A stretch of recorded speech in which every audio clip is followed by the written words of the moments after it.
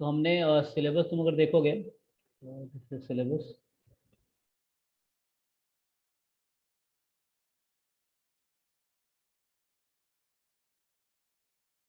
तो आज हम यहाँ से स्टार्ट करेंगे ना एस्टिमेशन।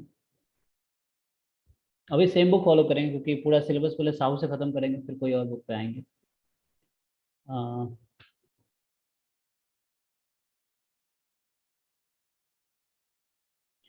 तो ये पहले अनबायसनेस और ये सब चेक करने से पहले है ना, पहले ये सीख लेते हैं कि एस्टिमेटर निकालते कैसे हैं। Most of you already know, but फिर भी है ना जो लोग फर्स्ट टाइमर हैं। चलिए, सो पहले ये टॉपिक करते हैं ना, method of estimation. So estimator मतलब फाइंड कैसे करते हैं, क्या क्या मेथड है। फिर उसके बाद आएंगे चेक करने पे ना कौन सा बेटर एस्टिमेटर है और डिफरेंट क्राइटेरिया। तो यहाँ से स्टार्ट करेंगे, ठीक है, एस्टिमेशन में। और पहले हम यहाँ से स्टार्ट करेंगे मेथड ऑफ मोमेंट्स, ठीक है। और उसके बाद फिर एमएलई होगा, maximum likelihood estimator, and then फिर invariance of this, then least square estimation. Actually पहले मैंने रिग्रेशन देखा नहीं था, सो यहाँ इन्होंने लिखा हुआ है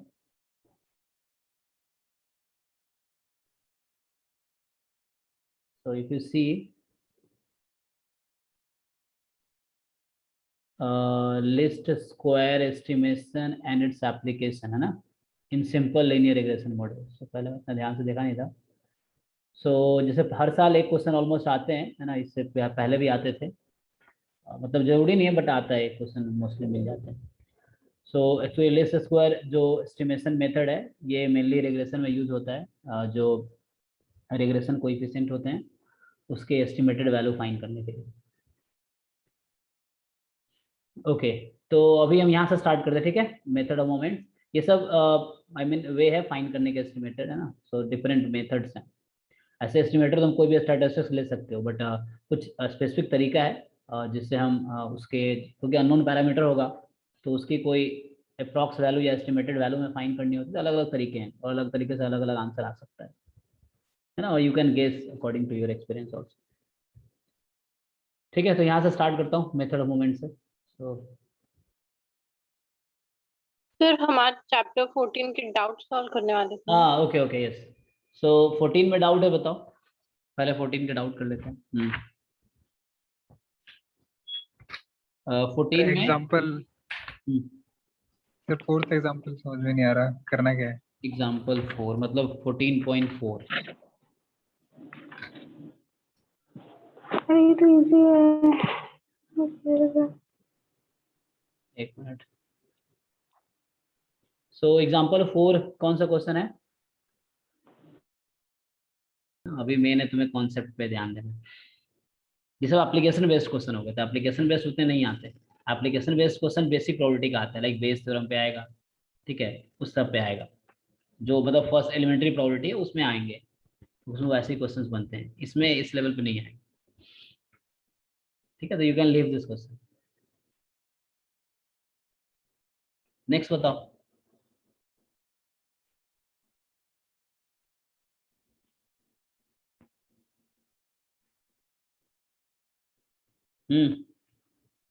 एग्जाम्पल ये सर एक्सरसाइज। अगर हम हम्म। एडिशन करें तो एडिटिव प्रॉपर्टी यूज करके सॉल्व किया जा सकता है, और अगर हाँ, सब्ट्रैक्शन हो तो क्वेश्चन 2 में। क्वेश्चन 2 एक्सरसाइज का। जी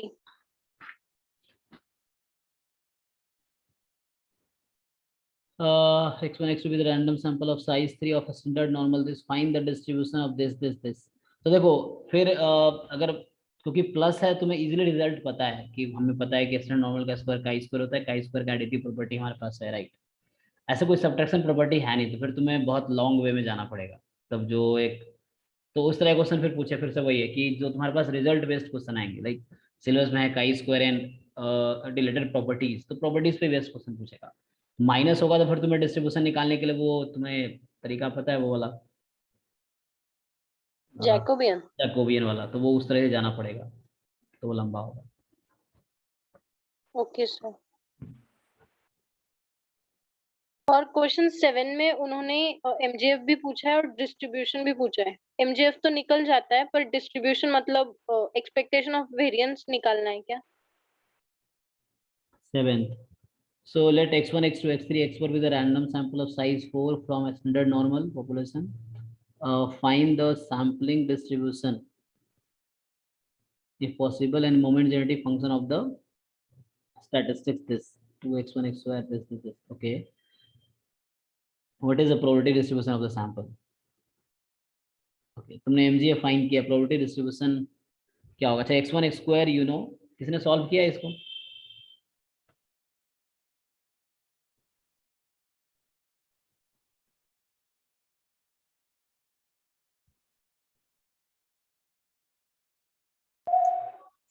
सर एमजीएफ तो आ जाता है Yes, बट sir. उसके एमजीएफ के ऊपर से अपन बता नहीं सकते कि कौन सा डिस्ट्रीब्यूशन है। अच्छा एक्चुअली तुम्हें स्टैंडर्ड अगर नहीं आएगा तो कैसे डिसाइड करोगे? हम जैसे क्या MGF भी अगर किसी जो स्टैंडर्ड डिस्ट्रीब्यूशन उससे मैच करता है then you can easily tell, otherwise कोई डिस्ट्रीब्यूशन होगा जिसका तुम्हें है ना MGF एग्जैक्टली नहीं पता है, या हर MGF से नहीं बता डिस्ट्रीब्यूशन क्या है। अगर MGF स्टैंडर्ड डिस्ट्रीब्यूशन का है तो तुम बता पाओगे। भाई तुम्हें अगर डिस्ट्रीब्यूशन निकालना है तो कैसे निकालेंगे? तुम इसको लिख सकते हो ना, 2x1 स्क्वायर को क्या लिख सकते हो? x1 square plus x1 square लिख सकते हैं। जी सर। 3 हाँ 3x2 स्क्वायर को हम लिख सकते हैं x2 square plus x2 square plus x2 square, इस तरीके से। और तुम चाहो तो उसको वेरीफाई करके भी देख लो, लाइक अगर मैं वेरीफाई करना चाहूँ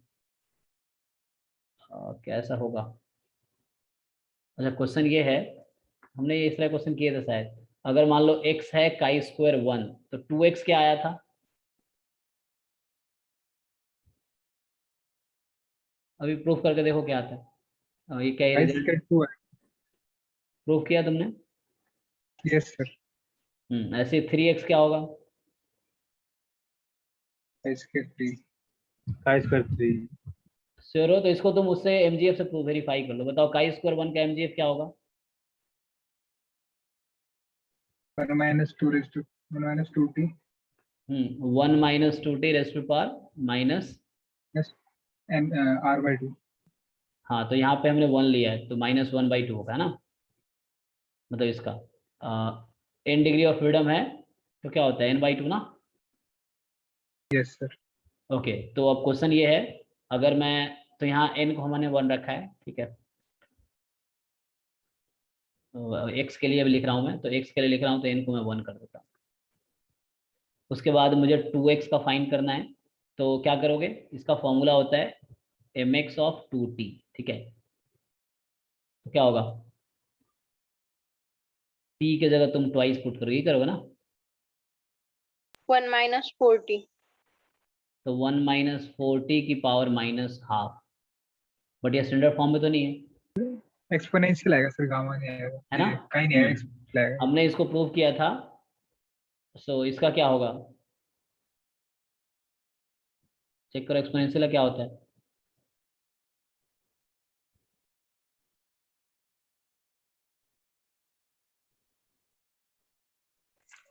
सर ये मल्टीपल स्काई स्क्वायर भी फॉर्म करेंगे, हमने इसको गामा डिस्ट्रीब्यूशन के फॉर्म में लिख सकते हैं।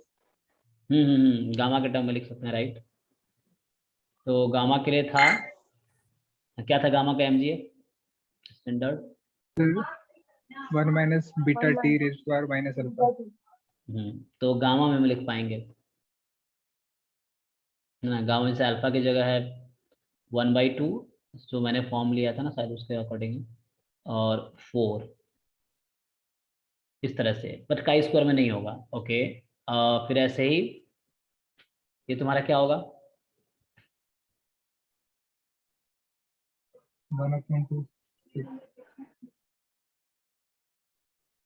ये होगा गामा, है ना? फिर यहाँ से ऐसे तुम्हारा आ जाएगा, उसको जब 3x कंसिडर करोगे 3 हो जाएगा ना, तो वो तो 1/2 ही रहेगा, और यहाँ तुम्हारा आ गया 6 हो जाएगा।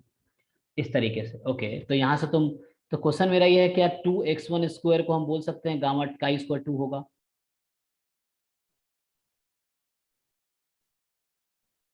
जैसे मैं इसको x1 स्क्वायर ही लेता, मतलब हमने इसको x लिया है, तो जैसे अगर जैसे x1 स्क्वायर हमारा काई स्क्वायर 1 है, तो 2x1 स्क्वायर क्या काई स्क्वायर 2 होगा? यस और नो? नहीं होगा सर। नहीं होगा। अच्छा आंसर दिया है क्या डिस्ट्रीब्यूशन का? सर डिस्ट्रीब्यूशन नहीं दिया, एमजीएफ निकाला बस, वो तो डायरेक्ट निकल जाएगा मल्टीप्लाई होकर। हाँ एक्चुअली फिर से वही बात है, जैसे इसका कोई डिस्ट्रीब्यूशन अगर फाइंड कोई स्टैंडर्ड नहीं आएगा तो एमजीएफ से तुम डिसाइड नहीं कर पाओगे। अब जैसे ऐसे फाइंड करना है तो you have to go by some other way, है ना। अगर इसका डिस्ट्रीब्यूशन एग्जैक्टली फाइंड करना ही है तो तुम्हें कोई प्रॉपर्टी यूज करना है। यहाँ पे कोई इतना सैम्पलिंग में वो तुम्हें लॉन्ग वे जैकोबियन से नहीं जाना है क्योंकि उसमें बहुत टाइम लग जाएगा, ठीक है। तुम्हें देखना है कौन सी प्रॉपर्टी हम यूज कर सकते हैं, जो प्रॉपर्टीज हमने पढ़ा है उसी में से देखना है कौन सी प्रॉपर्टी यूज कर सकते हैं।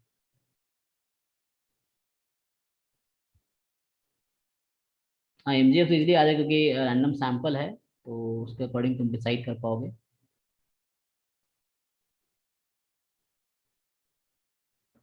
ओके तो 2 3 5 6 4 10 है ना। काई स्क्वायर 10 नहीं होगा। अगर काई स्क्वायर 10 होता तो इसका एमजीएफ तुम्हें काई स्क्वायर 10 से मैच करता है ना। और काई स्क्वायर 10 का अगर निकालोगे एमजीएफ तो यहाँ आएगा पावर है ना -5 1 - 2t। अगर तुम्हारा एमजीएफ ऐसा आता है, क्या तुम्हारा एमजीएफ क्या आया है? 1 - 2t रेज़ टू पावर -5 क्या आया है क्या इसका? No sir. नहीं आया। तो इसका अगर ऐसा है ना, अदरवाइज ये काई स्क्वायर 10 का होगा। तो अगर इसका काई स्क्वायर 10 होता तो ये तुम्हारा एमजीएफ आया होता, बट ये नहीं आ रहा है बट इसका मतलब। अपन वैसे भी सोच सकते हैं ना कि x1 x2 x4 सारे इंडिपेंडेंट है। अगर 2 सर x स्क्वायर है तो x square plus x square we can write ना, हाँ जैसे एक्स आपने बोला। नहीं वो मैं सोच रहा तो था सर बट डिस्ट्रीब्यूशन होगा ना, एलजेब्रा ही लगाएंगे इसमें डिस्ट्रीब्यूशन। एक्चुअली तुम ये जानते हो कि x1 x2 दो अलग रैंडम वेरिएबल है ना। Sir they are 2x follow करेगा सर 1/4 गामा 1/4 1/2। हाँ हाँ वो हम समझ गए। क्वेश्चन ये है, देखो क्वेश्चन क्या है, मैं यहाँ ये चेक कर रहा था x काई स्क्वायर है तो 2x काई स्क्वायर हो रहा है क्या। क्वेश्चन ये था काई स्क्वायर 2, तो वही चीज मैं दूसरे टर्म में लिखूंगा। तो like x1 square is chi square 1, तो 2x1 square can you right काई स्क्वायर 2। क्वेश्चन ये है, तो आंसर होगा यस नो। क्यों? यस क्यों? वरना यहाँ होना चाहिए था, यहाँ होता वही सर, चीज, तो सेम चीज यहाँ लिख रहा हूँ मैं। सर मान लीजिए सर x1 हमारा नॉर्मल फॉलो कर रहा है, हाँ x1 ठीक है। नॉर्मल 0 1 नॉर्मल है। मीन जीरो वेरिएंट 1 है, ठीक है। तो हम्म, अगर x1 स्क्वायर हो जाएगा chi square with 1 degree of freedom, hmm, ठीक है। x1 square plus x1 square क्या होगा, काई स्क्वायर 2 डिग्री होगा ना। तो यहाँ भी तो x प्लस एक्स तुम कर सकते थे, यहाँ क्यों नहीं हुआ? यहाँ भी तो x प्लस एक्स हम कर सकते हैं, यहाँ भी तो x प्लस एक्स हो जाएगा ना। ये 2x लिखा है मैंने, x प्लस वहां एक्स, x हमारा काई स्क्वायर 1 है, यहाँ x भी काई स्क्वायर 1, बात तो बराबर ही। चेक करो, मतलब यहाँ भी तो x प्लस एक्स किया मैंने, x काई स्क्वायर 1 है, x काई स्क्वायर 1 है। वो एक्चुअली जो रिजल्ट है वो तुम्हारे पास x1 x2 xn अलग अलग सैंपल है जो सेम पॉपुलेशन से लिया गया है, और वो आईआईडी है, इंडिपेंडेंट एंड आइडेंटिकली डिस्ट्रीब्यूटेड है, तब वो रिजल्ट होल्ड करता है। ऐसा नहीं होगा, स्टिल यू कैन चेक। तो रैंडम सैंपल भी तो आईआईडी होते हैं ना। अगर क्वेश्चन में क्या बोला उन्होंने, रैंडम सैंपल बोला था। तो they are different random variable, मतलब ये नहीं सेम ही है। सर आईआईडी का मतलब ही हो गया एक टाइप का तो वो सेम ही है ना, एक ही पॉपुलेशन के आइडेंटिकली सारे लिए डिस्ट्रीब्यूटेड, और सबका डिस्ट्रीब्यूशन एक ही है। किसी एक ही को तो लेते हैं हम लोग sir. I have to check, एक मिनट।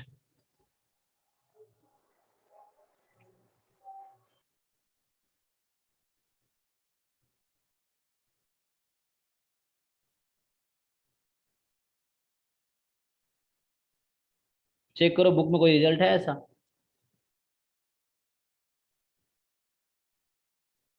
नहीं ऐसा होता तो रिजल्ट एक्लिक में होता है ना, ऐसा नहीं होगा।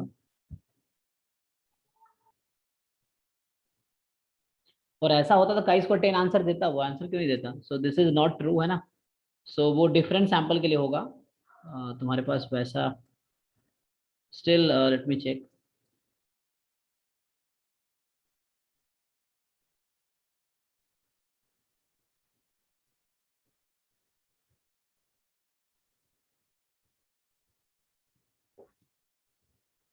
एक मिनट कोई बात नहीं, मैं क्वेश्चन 7 लिख लेता हूँ, ट्राई करके देखूँ। तो तुम्हें एमजीएफ में किसी को दिक्कत नहीं है, डिस्ट्रीब्यूशन में दिक्कत है। और मेन प्रॉब्लम तब होती है जब आंसर नहीं पता हो। जब हम कुछ फाइंड भी करें तो how will be check correct या इनकरेक्ट, है ना।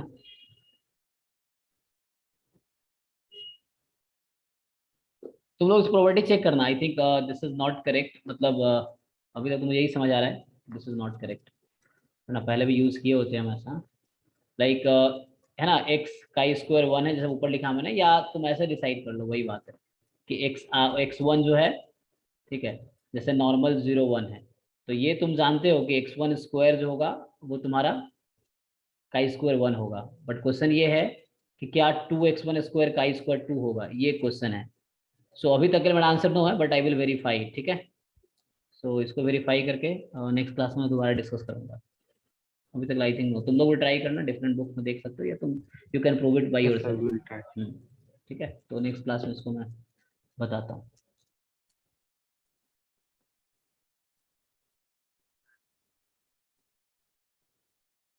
नेक्स्ट क्वेश्चन बताओ। सर क्वेश्चन 10 में हमें lower 2 sigma point of x find out करने के लिए कहा है, हम्म तो कैसे करना है? उसने डिफाइन किया है, जैसे कोई नई चीज जब देता है ना, देखो डिफाइन किया है स्टार्टिंग में, उसने वो वर्ड डिफाइन किया आपको, if x is a random variable then mean with mean mu and variance sigma square mu minus 2 sigma is called lower 2 sigma point of x, है ना। जैसे कोई नई चीज जो तुम्हें नहीं पता है तो वो पहले डिफाइन करेगा, तो उन्होंने पहले डिफाइन किया है ना, कि mu minus 2 sigma is lower 2 sigma point of x, ठीक है, lower 2 sigma point of x, तब म्यू में से माइनस कर दिया, ठीक है। So suppose random variable you have this, तो क्वेश्चन पूछ रहा है drawn from chi-square distribution with 2 degree of freedom, so x1 x2 x3 x4 4 random variable है ना।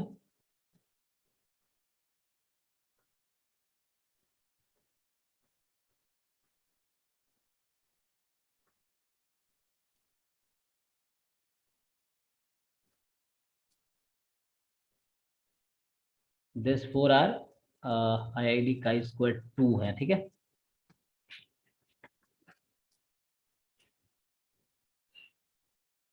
so what is the lower 2 sigma point of this, तो हो गया ना, ये डेफिनेशन से यहाँ ये डेफिनेशन लगाना है आपको, ठीक है। ये पूछ रहा है summation x I from 1 to 4, मैं शॉर्ट में लिख दिया हूँ, x1 plus x2 plus x3 plus x4, इसका क्या है लोअर, तो इसका मीन निकालो पहले, है ना। तो first you find the mean of this, तो इसका पहले डिस्ट्रीब्यूशन निकाल लो। So what is distribution of this, का स्क्वायर 8 फॉलो करेगा ना? का स्क्वायर 8 है, तो इसका मीन क्या आएगा, मान लो इसका नाम मैं टी रख देता हूँ। सो what is mean of T, 8, 8, and what is variance of T, 16. 16, तो वेरिएंस सिग्मा स्क्वायर टी लिख रहा हूँ मैं, ठीक है, और इसको मैं म्यू टी लिख देता हूँ क्योंकि मैंने रीनेम किया टी। तो यहाँ से सिग्मा टी की वैल्यू कितनी आ जाएगी, 4. ठीक है, तो सिग्मा टी आपका 4 आ गया, अब म्यू टी 8 है। अब डेफिनेशन इन्होंने डिफाइन किया है आपको कि mu minus 2 sigma is called lower 2 sigma point of x, तो यहाँ से हमें पूछा था लोअर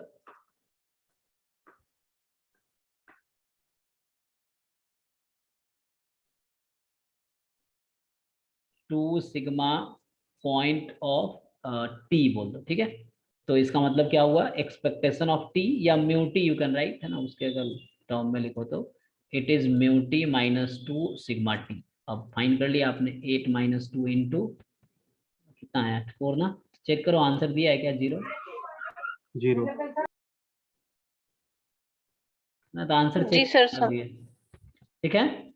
तो कोई टर्म अगर समझ ना आए तो जी क्वेश्चन सर। बार बार पढ़ना, या एग्जाम में भी ऐसे होता है, कुछ ऐसे टर्म है जो तुम्हें अननोन है, तो you can see introduction page, उस पर हो सकता है उसके बारे में बताया हो, कुछ न्यू टर्म है जो तुम्हें नहीं पता है। नेक्स्ट,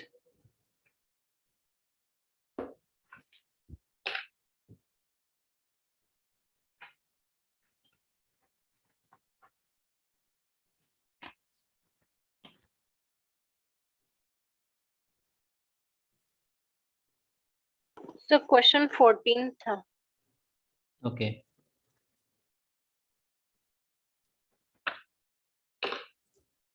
क्वेश्चन नंबर 14, ये कह रहा है तुम्हें random sample x1 x2 xn of size n is selected from a normal population with mean mu standard division 1। So यहाँ आपको बताया गया है कि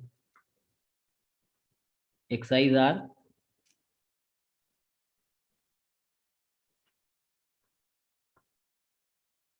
normal with mean mu and variance 1 है, स्टैंडर्ड डेविएशन 1 है मतलब।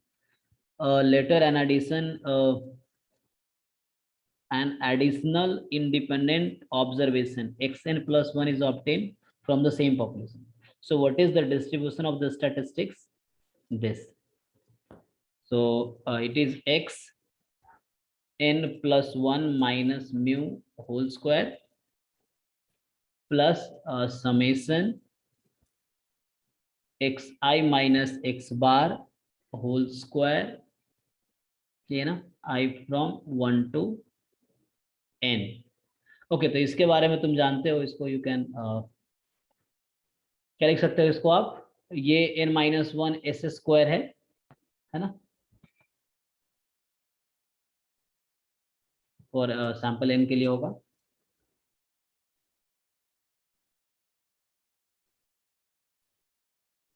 यस,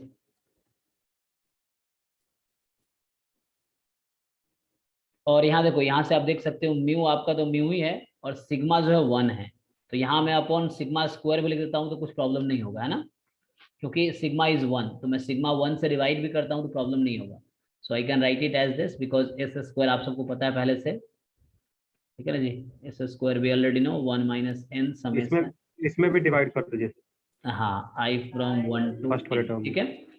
तो इस तरीके से अब यहाँ भी कर देते हैं। इसमें अगर मैं सिग्मा स्क्वायर ले लेता हूँ अपनी मर्जी से तो क्या प्रॉब्लम है, मतलब मैं इसको रीराइट करता हूँ नीचे। So we can rewrite is x n, यहाँ बस ऑब्जर्वेशन ये था वेरिएंस इज 1, सो म्यू और अपॉन सिग्मा, सिग्मा 1 है तो हम इसको डिवाइड करें, क्या फर्क पड़ता है, ठीक है। और अब बताओ इसका फर्स्ट वाले टर्म का क्या डिस्ट्रीब्यूशन होगा, chi square 1 chi square 1, 1 degree क्योंकि वो एक्स एन नॉर्मल है, और इस वाले का क्या डिस्ट्रीब्यूशन है, chi square n minus -1 हाँ, chi स्क्वायर n माइनस 1, तो टोटल क्या आ गया डिस्ट्रीब्यूशन, chi स्क्वायर n। ठीक है, तो chi स्क्वायर n आंसर हो जाएगा। So what is distribution of this? So distribution of this is chi square n. Sigma 1 था तो उससे डिवाइड करने प्रॉब्लम नहीं होगा, तो तुम्हें रिजल्ट देख क्या होगा, x minus mu upon sigma standard normal का स्क्वायर एंड यहाँ n minus 1 S square upon sigma square भी नो, ठीक है।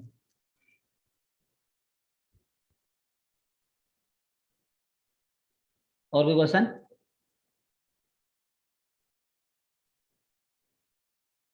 सर 19 में ऐसी एडजस्टमेंट होगी शायद।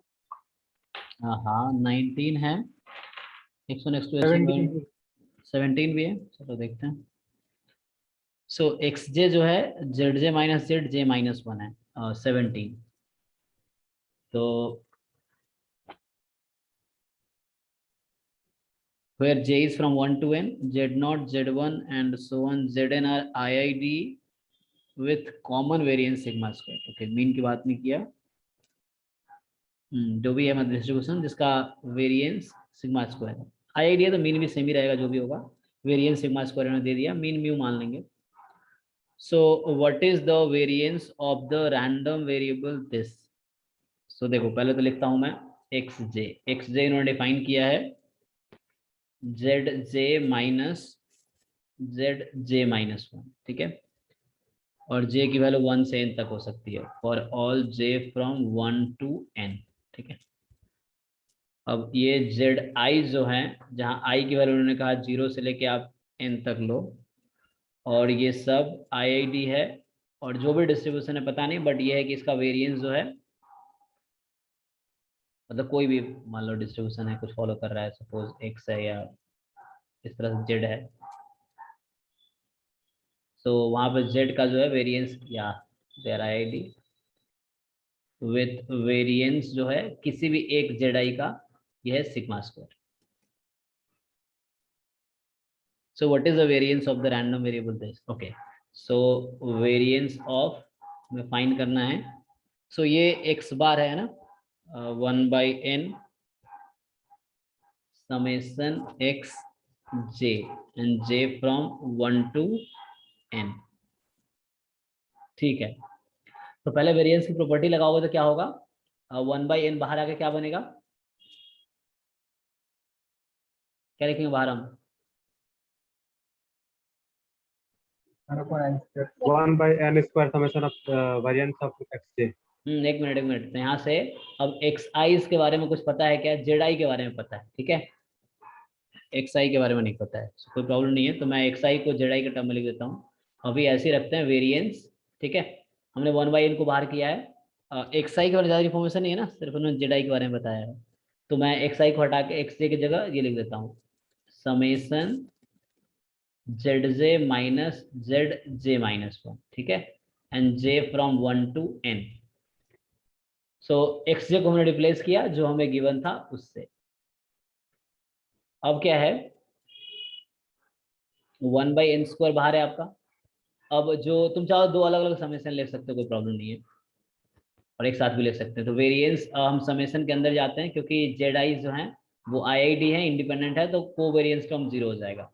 चलो ठीक है, समेसन तो वो भी सही था जो पहले तुम करते थे। अब क्या होगा, variance of Z j minus z j minus 1, ठीक ना। ओके, तो बताओ मुझे 1/n square summation j from 1 to n है, वेरिएंस क्या होगा? ऐड हो जाएगा। जेड जे का वेरिएंस कितना है? सिग्मा स्क्वायर, और जेड जे माइनस 1 का भी सिग्मा स्क्वायर, क्योंकि माइनस स्क्वायर होकर प्लस हो जाता है वेरिएंस में, तो 2 सिग्मा स्क्वायर हो गया, है ना। और जे की वैल्यू ना यहाँ 0 भी कंसीडर होगी, ठीक है। अगर इसको ओपन भी करते हो, ओपन भी कर सकते हो तुम, like z1 minus z0 plus z2 minus z1, इस तरह से। सो आंसर आएगा 1/n स्क्वायर बाहर है, 2 सिग्मा स्क्वायर को तुम n टाइम ऐड करो, क्या होगा? 2n sigma sigma square. n time 2 sigma square या 2n सिग्मा स्क्वायर। तो फाइनली आंसर कुछ ऐसा होगा 2 sigma square by n। Check करो यही है क्या? yes sir sir n square दिया है उन्होंने। तो ऊपर n लिखा होगा। नहीं sir, 2 sigma square upon n square answer है। Oh okay, let me check again. Check कर लेते हैं हम लोग, कहीं गलती तो नहीं की। तो हमने क्या किया है, वेरिएंस समेशन तो हमने है ना, समेशन तो लेके चलना ही है। ओके 1 मिनट, तो I think one more approach we can do.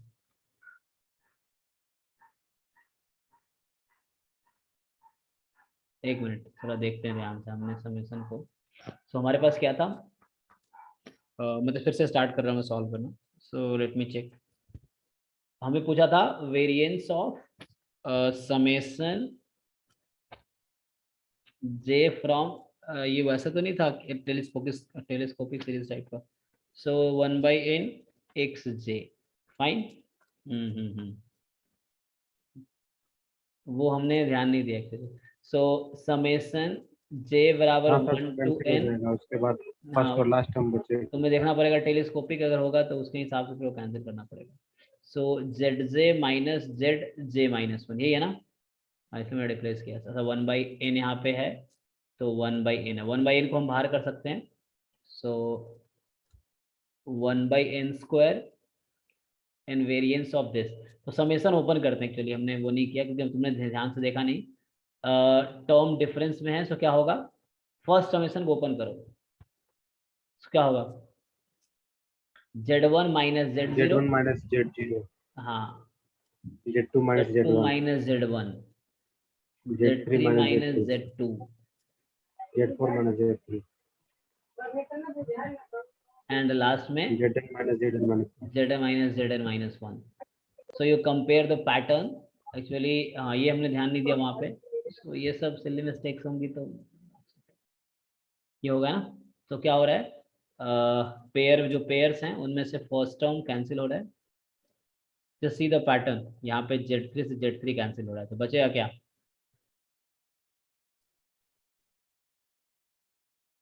यहाँ Z माइनस 1 कैंसिल हो जाएगा, तुम्हारे पास बचेगा। zn माइनस z0, तो वेरिएंस, लास्ट टर्म और फर्स्ट टर्म। ओके, तो ये प्रॉब्लम ये है, तो यहाँ हमने ओके पहले हमने ओपन करना चाहिए था समेशन को ना, वेरिएंस पहले 1/n स्क्वायर, और अब तुम फिर से तुम्हें पता है कि variance of Zn is sigma square, okay, 2 sigma square by n square. अब क्वेश्चन ये है कि यहाँ तो हमने वो किया है, तो यहाँ गलती कहाँ हुई, तो गलती कहाँ हुई है? पर उधर जेड आई को इंडिपेंडेंट बोला है, एक्स आई को नहीं बोला है ना। हम्म। अगर एक्स आई भी इंडिपेंडेंट होते, इधर एक्स आई इंडिपेंडेंट नहीं है, तो अपन जब वेरिएंस निकालेंगे तो वो कोवेरिएंस की टर्म भी तो आनी चाहिए ना। एक्साइज हमने इसलिए कन्वर्ट कर दिया ना जेड आई में, तो हमें ऐसा करना था कि पहले वेरिएंस बाहर है, पहले इसको सिंप्लीफाई करना था।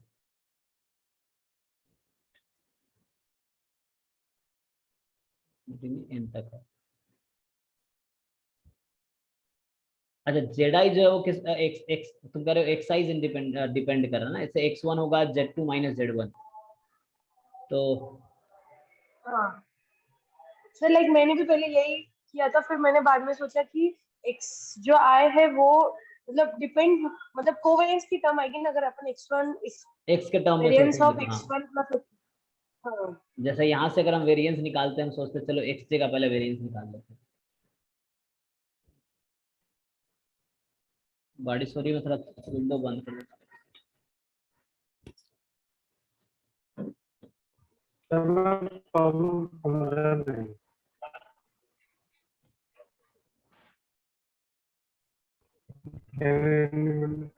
Can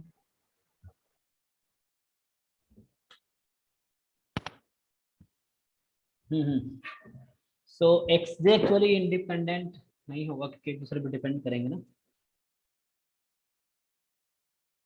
तो यहाँ से अगर ऐसे सोचते हैं हम कि वेरिएंस ऑफ एक्स जे क्या होगा, तो ये sigma square plus sigma square आता तुम्हें है ना, variance of x J is 2 sigma square, ऐसे है ना।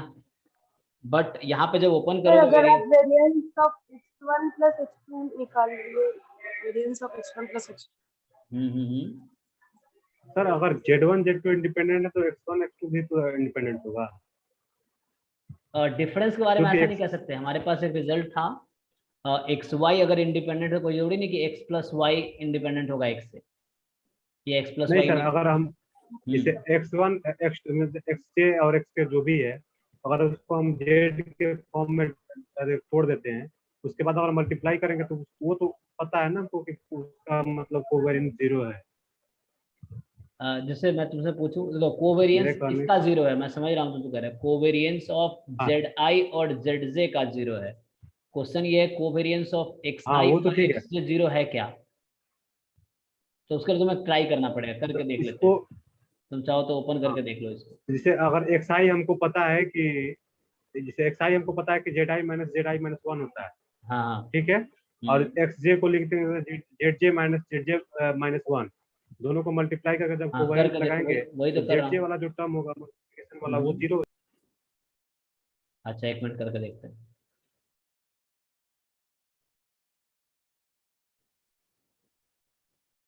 Z j minus z j minus 1, इसको ओपन करो, क्या आता है सिंपल कोवेरिएंस के फॉर्मूले से, तो क्या आएगा? अगर मैं इसको ओपन करूंगा तो ये होगा covariance Z1 z i comma z j, ठीक है। यस सर, फिर आगे, प्लस हाँ मतलब अगर जेड आई के साथ बोलोगे तो माइनस लेना हाँ पड़ेगा। हाँ हाँ, तो माइनस ZI ZJ माइनस 1, फिर minus covariance of ZI minus 1 ZJ, plus हो जाएगा ना, उसके बाद plus covariance yes covariance of ZI और Z नहीं क्या बचा लास्ट वाला ZI माइनस 1 ZJ हाँ माइनस, जेड जे माइनस 1, और ईच टर्म की हाँ वैल्यू ये सब कितनी है? हमको पता है कि सब 0 हो जाएगा ना सर, क्योंकि ZI और ZJ हमारे पास इंडिपेंडेंट है ऑलरेडी। देखो एक मिनट पहले ध्यान रखो, 0 कब होगा? हाँ i इक्वल्स टू j होगा तब वो वेरिएंस निकल जाएगा। वेरिएंस हो जाएगा, तो वही कह रहा हूँ, जैसे क्या होगा covariance of z i z j 0 कब है? जब आई इक्वल नहीं है जे के, है ना। और कोवेरिएंस ऑफ जेड आई और जेड जे क्या हो जा जेड आई और जेड आई क्या हो जाता है, मतलब अगर आई जे इक्वल हो गया तो क्या लिखते हैं हम लोग? वेरिएंस ऑफ हाँ तो वेरिएंस ऑफ वेरिएंस ऑफ तुम्हारा वो हो गया। चलो आई डिफरेंट फ्रॉम जे के लिए हम अभी काउंट कर रहे हैं, ठीक है। तो उसके लिए ये टर्म तुम्हारा पक्का 0 हो गया, उसमें कोई दिक्कत नहीं है। यहाँ भी आई डिफरेंट फ्रॉम जे, ये भी 0 हो गया। इन दोनों के बारे में भी कुछ नहीं कह पाओगे क्योंकि हो सकता है कि आई जो है जे से एक ज्यादा हो या एक कम हो। यहाँ आई और जे माइनस वन तो अलग अलग है ना। अगर आई की वैल्यू Yes, 2 sir. है, जे की वैल्यू 1 है, तो ये कोवेरियंस हो जाएगी। या जे 2 है, आई 1 है, तो ये कोवेरियंस और वेरियंस आ जाएगी। जब i does not equal to 0 रहेगा तब ये सारा 0 हो जाएगा। मतलब ये तब भी जीरो नहीं, वही बोल रहा हूँ, i does not equal to j है तब भी जीरो नहीं होगा। आई इक्वल नहीं है जे के साथ, जे चलो यहाँ इस टर्म को देखो, इसमें आई को 2 लो, आई को 1 लो, जेड को 2 लो, जे को 2। सर Z1 और Zi तो इंडिपेंडेंट है ना, तो कोवेरियंस सिर्फ I not equals to J के लिए सारे टर्म्स कोवेरियंस 0 होंगे, और हाँ। I इक्वल्स टू J के लिए वो वेरियंस होंगे। मैं एक्स आई एक्स जे के बारे में बात कर रहा हूँ, ठीक है, वो होगा। यहाँ पे देखो आई है, यहाँ जे माइनस वन है, ये दोनों इक्वल भी तो हो सकते हैं। आई जे डिफरेंट है ना, तो आई जे तो डिफरेंट ही होगा, बट आई और जे माइनस वन तो इक्वल हो सकता है। आई और जे माइनस वन डिफरेंट थोड़ी है। जैसे I2 भी हो सकता है और J1 3 हो हाँ, सकता है, तो वो 2 हो जाएगा। 2 हो जाएगा, तो आई जे तो डिफरेंट ही है।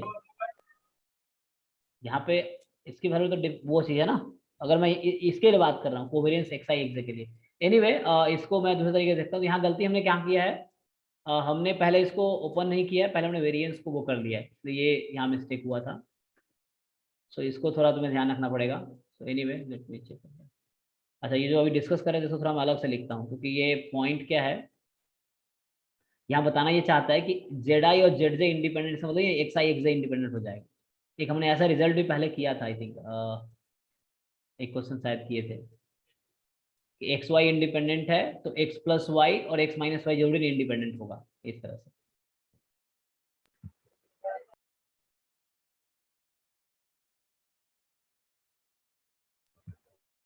Yes, sir. तो यहाँ समेशन पे हम एक्चुअली क्या कर सकते हैं, क्या प्रॉब्लम हुआ है, देखो इस वेरिएंस को तुम समेशन के अंदर नहीं ला सकते। इस वेरिएंस को समेशन के अंदर तब ला सकते हो जब ये श्योर हो कि each term are independent. Each term का मतलब हो गया ये एक्साइज। सो हम लोग ये एक्साइज है ना, या एक्सजेज हैं, सो एक्सजेज आर नॉट इंडिपेंडेंट, ठीक है। जेड आईज आर इंडिपेंडेंट, मतलब Z1 Z2 Z3 Z independent था, बट ये एक्सजेज में वो इंडिपेंडेंट नहीं है, इसलिए हम इस वेरिएंस को समेशन के अंदर नहीं ला सकते। तो मैं इसको थोड़ा अलग से लिख के बताता हूँ। जैसे क्या है, हम लोग क्या बात कर रहे हैं कि जैसे वेरिएंस ऑफ, मान लो समेशन एक्स आई है ना, आई फ्रॉम 1 to n, तो इसको हम लिख सकते हैं summation of variance of x i. कब ऐसा लिख सकते हैं, मैं ये पॉइंट डिस्कस कर रहा हूँ। हाँ, व्हेन जब क्या ये होगा IID कंडीशन, हो, हाँ when x i's are IID नहीं, जब ये इंडिपेंडेंट होना IID हो। चाहिए। X i's are at least independent हो, है ना, क्योंकि डिस्ट्रीब्यूशन का यहाँ बात नहीं, यहाँ बस वेरिएंस की बात हो रही है।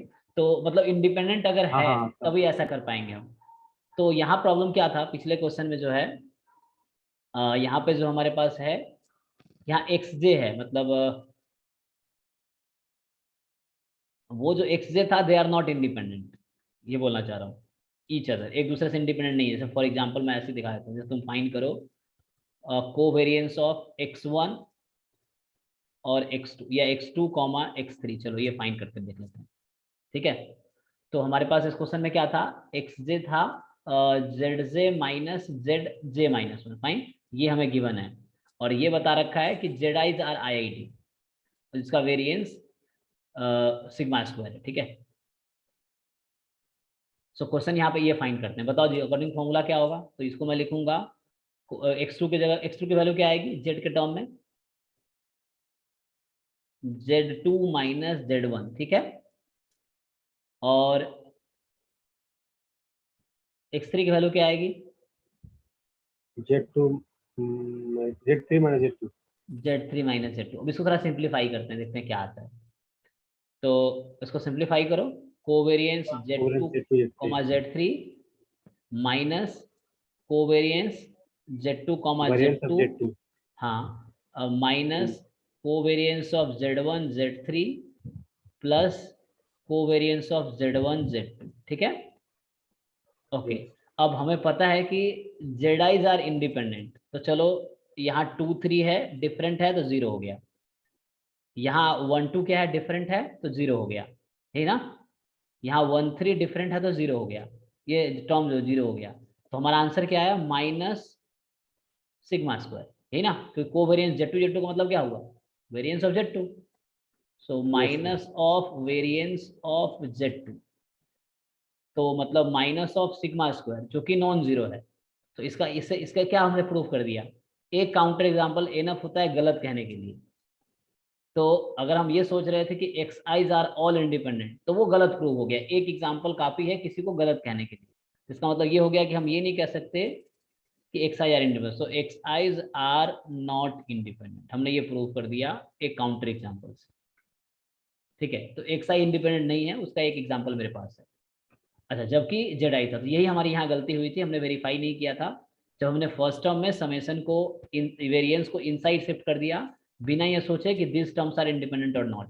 सो समेशन मतलब वेरिएंस समेशन के अंदर कब जाएगा, जब तुम्हें पता हो कि वो terms are independent, otherwise covariance term आएंगे, है ना, तो वहां एक्साइज का कोवेरिएंस टर्म आता। So that was the mistake there. तो आई होप सबको समझ आया होगा क्या मैंने बताने की कोशिश की है। Yes clear. So this is correct, है ना।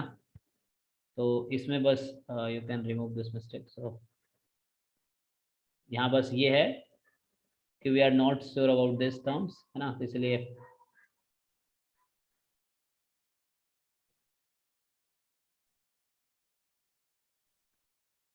मतलब we can not write it as 1/n²।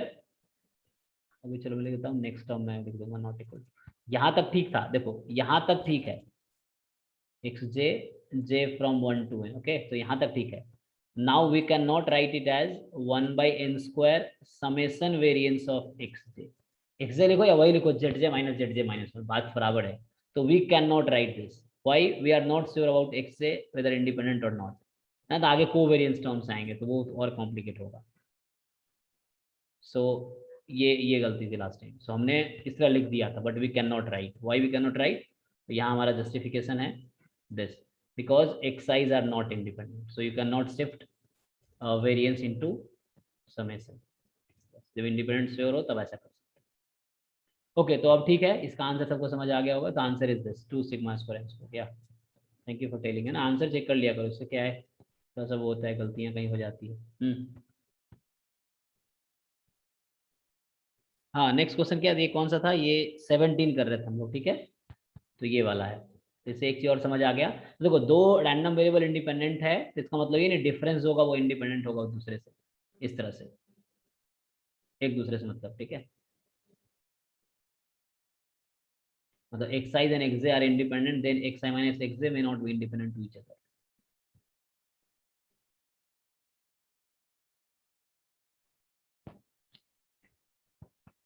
Next बताइए जी, 19 कोई पूछ रहे थे। जी sir. So x1, x2, xn, y1, y2, yn be two random sample from the independent normal with variance sigma square। Okay, तो ऐसा है, जो xi's हैं i की वैल्यू 1 से n तक है, वो है नॉर्मल, मीन नहीं बताया है, but variance residue sigma square है, mean don't know. Similarly y i जो है ये भी 1 to n है, and these are, so I D है, तो कुछ नहीं पता, तो मैं μ1 अज्यूम कर लेता हूँ अपनी मर्जी से, μ2, और यहाँ है 2 सिग्मा स्क्वायर, नहीं, so each y has variance 2 sigma square for i from 1 to n। Sigma square positive है, u एक तुम्हारे पास स्टैटिस्टिक्स दिया है, summation x minus x bar whole square, v summation y is y, ठीक है, तो देखो u क्या है, इसको ध्यान से देखो, so u is summation xi minus x bar whole square I from 1 to n, and v is summation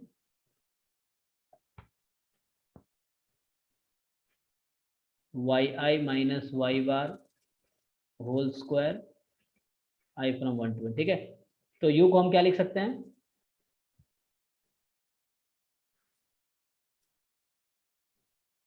n sigma square.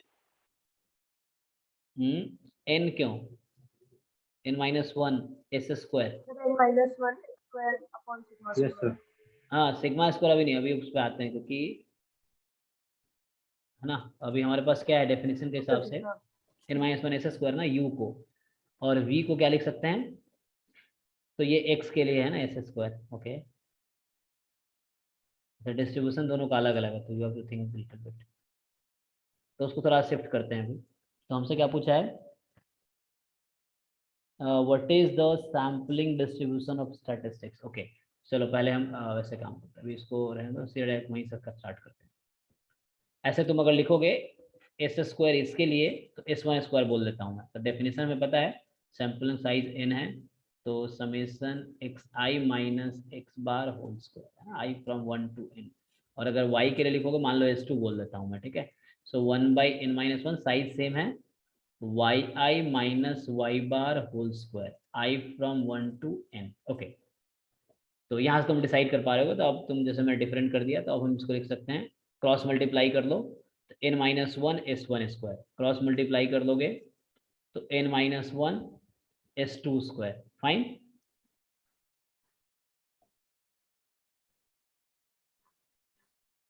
ठीक है। हमसे पूछा क्या है कि what is the distribution of this 2u plus v, 2u plus v upon 2 sigma square. चलो इसको वो कर दो, सेपरेट कर लो, तो क्या हो जाएगा, u upon sigma square and v upon 2 sigma square. ठीक है, अब u क्या है देख लो, वहाँ से पुट कर लो। सो मान लो इसको मैं t बोल देता हूँ जो हमें गिवन है, तो t इज u है n-1 s1² upon sigma square, और यह है n-1 s2² upon 2 sigma square. और ये भी कोई प्रॉब्लम नहीं है, 2 सिग्मा स्क्वायर को तुम सिग्मा 2² लिख दो, like this is sigma 1 sigma 2, मतलब ये वेरिएंस ही तो है, तो कोई प्रॉब्लम नहीं है। वेरिएंस yi का क्या था, 2 सिग्मा स्क्वायर ही था, यस सर। इसलिए n-1 s1² upon sigma 1²। If you want you can right n-1 s2² upon sigma 2²। सो इसका डिस्ट्रीब्यूशन क्या होगा, फर्स्ट वाले का chi² n-1, और सेकंड वाले का क्या होगा, इसका भी chi²। यहाँ कोई कंफ्यूजन की जरूरत नहीं है, क्योंकि ये वेरिएंस ही है yi का।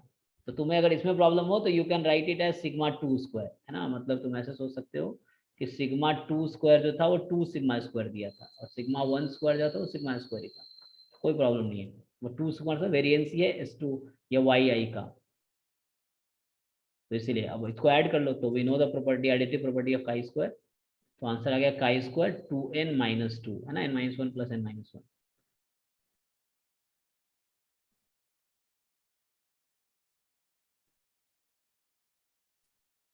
ओके, चेक कर लो।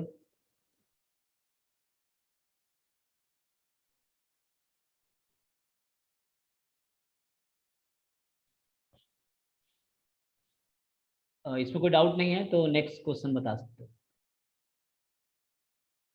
बाकी मैंने करा ही दिया था, अगर तुम देखो ध्यान से 20 और 20 परसेंटाइल अभी नहीं किया, तो परसेंटाइल इज कंटिन्यू, बाकी डिस्ट्रीब्यूशन तुम देख सकते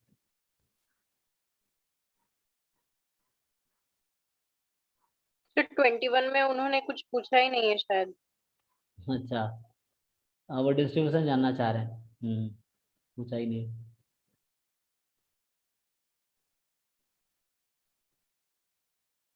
हाँ मतलब वो पूछा नहीं है, बट वो डिस्ट्रीब्यूशन जानना चाह रहा है जेड का क्या होगा।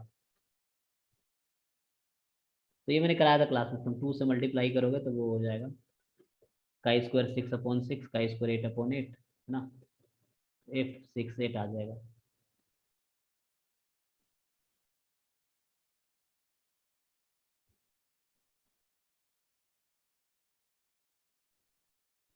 ओके, तो सर अगर हमें chi² चाहिए तो हमें नॉर्मल डिस्ट्रीब्यूशन का 0-1 भी चाहिए ना। हाँ तो नॉर्मल तो जो है तो क्वेश्चन 18 है ना, उसको मैंने सॉल्व किया, और उन्होंने जो k की वैल्यू दी है वो 11.07 है, मतलब chi² टेबल में 5 का जो प्रोबेबिलिटी 0.05 है, ये उसकी वैल्यू है। पर अगर हम देखें तो जो x है वो नॉर्मल 0-2 फॉलो कर रहा है, और फिर समेशन ऑफ xi² ये chi² 5 कैसे फॉलो कर सकता है। नहीं, तो उसको तुम्हें बनाना पड़ेगा उसके हिसाब से, you have to break into that form. तुम्हें क्या करना होगा, इस तरह से जब ऐसा है तो उसके हिसाब से तुम्हें फिट करना है। Random sample of size 5 taken from normal distribution remain 0। हाँ तो मतलब लाइक xi तुम्हारे पास है नॉर्मल 0 2, तो जो xi माइनस 0 अपॉन इसका स्टैंडर्ड डेविएशन क्या है, √2 है ना। √2 सो दिस इज नॉर्मल 0 1, मतलब तुम्हें अगर नॉर्मल पॉपुलेशन है तो xi माइनस उसका मीन अपॉन स्टैंडर्ड डेविएशन, तो वेरिएंस 2 है, variance is 2, sorry standard deviation 2 दिया है वो यहाँ पे। यहाँ कंफ्यूजन नहीं होगा, जैम में अगर इस तरह नोटेशन यूज करेगा तो मेरे को चेक करना है स्टार्टिंग में कि what they mean, normal sigma या नॉर्मल सिग्मा स्क्वायर, क्योंकि अलग अलग नोटेशन है। यहाँ पे इन्होंने नॉर्मल सर क्वेश्चन में दिया है स्टैंडर्ड डेविएशन 2 है। हाँ हाँ वही मैं गलती कर रहा हूँ। तो हमारे पास क्या है, ये सिग्मा स्क्वायर नहीं है, क्या है सिग्मा ही है, ठीक है। मतलब ये नॉर्मल म्यू सिग्मा है, स्क्वायर नहीं है, ठीक है। तो इसीलिए मेरा सिग्मा ही 2 है, तो इसको 2 से डिवाइड कर देते हैं। xi minus mu mean upon इसका स्टैंडर्ड डेविएशन, तो क्वेश्चन में जो दिया है स्टैंडर्ड डेविएशन ही 2 है, ठीक है। तो ये नॉर्मल 0 1 है। अब xi अपॉन 2 का होल स्क्वायर जो होगा वो तुम्हारा क्या होगा, ये काई स्क्वायर 1 है, ठीक है, ये होगा, xi स्क्वायर नहीं होगा। अब उसके हिसाब से तुमसे क्या पूछ रहा है, find the constant k such that 0.05 is equal to the probability that the sum of the squares of the sample observation exceeds। देखो अब तुमसे पूछ रहा है कि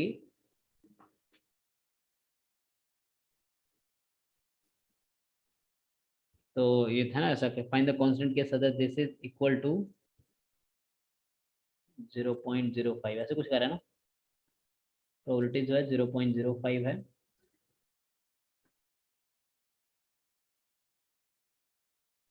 probability of the sum of the squares of the sample observations, so like that ये इस तरह से बात कर रहा है xi square I from 1 to n, इस तरह से exceeds the constant k, like this is more than k। तुम उसके हिसाब से पहले इसको फिट कर दो, मतलब वो k नहीं ले रहा, पहले उसको हिसाब से उसको फिट करो। n फिक्स नहीं किया है, साइज 5 है ना, तो n को हम 5 कर देते हैं, ठीक है। n हमें गिवन है 5 है, सो वी हैव साइज 5। तो प्रोबेबिलिटी अब तुम कर सकते हो, ठीक है, जैसे क्या करेंगे, xi ये xi है, xi upon 2 whole square summation i from 1 to 5। हमने क्या किया, जितना एक्स्ट्रा कैलकुलेशन किया है उसको बैलेंस करो।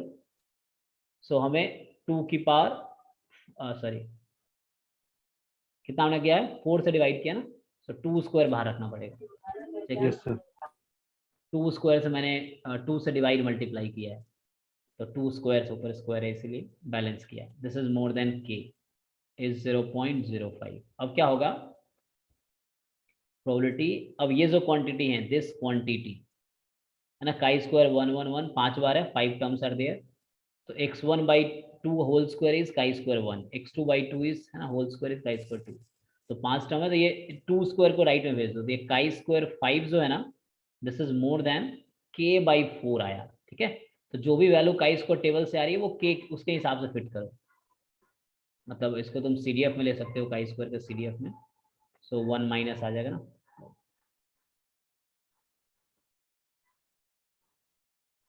Less than equal to k/4 है, मतलब ऐसा है, दिस इज 0.95 आ जाएगा। अब काई स्क्वायर टेबल में तुम्हें ये वैल्यू दे रखी है, जैम में अगर क्वेश्चन आता है तो they will give you the value कि CDF ऑफ काई स्क्वायर जिससे भी डिनोट करेगा वो, अगर मान लो f है, सो f काई स्क्वायर 5 है और k/4, तो इस तरह से 0.95 है। अब तुम CDF टेबल जाएगा, k/4 की वो वैल्यू मिलेगी आपको और उससे फिर k की वैल्यू आएगी,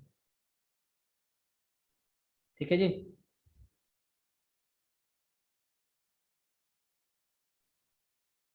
जी सर। ठीक है, ऐसे पूछ लिया करो ना, सब बाकी लोगों का भी डाउट ऐसे क्लियर हो जाता है, बहुत सारे लोग पूछ भी नहीं पाते हैं।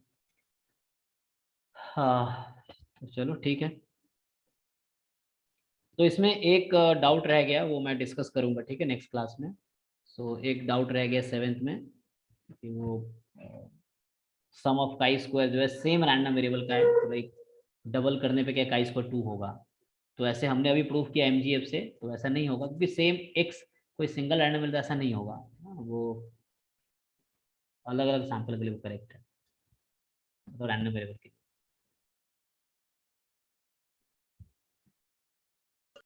सर रिलेशनशिप क्या है सर? किसमें? सिलेबस में लास्ट कोई जैसे हाँ रिलेशनशिप था ना, जैसे नॉर्मल 0 1, जैसे रिलेशनशिप क्या था तुमने देखा था कि नॉर्मल 0 1 है और chi square n by n है, तो ये क्या हो जाता है tn था। देखो नॉर्मल काई स्क्वायर ये मिक्स हो गया, तो रिलेशनशिप मतलब उनके बीच का क्या रिलेशनशिप है, यही रिलेशनशिप है जो प्रॉपर्टीज हैं, like chi square m upon m और chi square n upon n तुमने देखा था। सो इसका जो डिस्ट्रीब्यूशन है क्या है जी? FMN। FMN। तो ये रिलेशन हो गया काई स्क्वायर और f के बीच, है ना, इस तरीके से। फिर जैसे हम जानते हैं x minus mu upon sigma, ये नॉर्मल 0 1 होता है ना, अगर तुम्हें x दे रखा है कि नॉर्मल म्यू सिग्मा स्क्वायर है इस तरह से। सो या फिर जैसे सैंपल के लिए लिखते हो x bar minus mu upon sigma by root n, तो ये तो नॉर्मल 0 1 आता है सैंपल के लिए। और इसी में अगर ऐसा होता है x bar minus mu s वही है s स्क्वायर वाला, सो s अपॉन रूट n, तो ये तुम्हारा आ जाता है t with n minus 1 degree of freedom ना। तो ये सभी तो रिलेशनशिप है जो हमने प्रॉपर्टीज डिस्कस की हैं, वही रिलेशनशिप है। सर उतनी है सर कि दूसरी बुक में और भी दी हुई है, किसमें दिए हैं? गुप्ता कपूर में और भी दी हाँ हुई है, उसमें लेकिन बहुत F और कुछ T है, के बीच। मतलब ऐसे तुम्हें जैम के लिए उतना जरूरत नहीं पड़ेगा, तो बहुत कुछ है। मेनली जो हमने लिखा है उतने पे एग्जाम के सर आप सारे एक बार क्वेश्चन होते सिलेबस की कॉपी देखना ना, हैं। एक बार सिलेबस देखना। ओके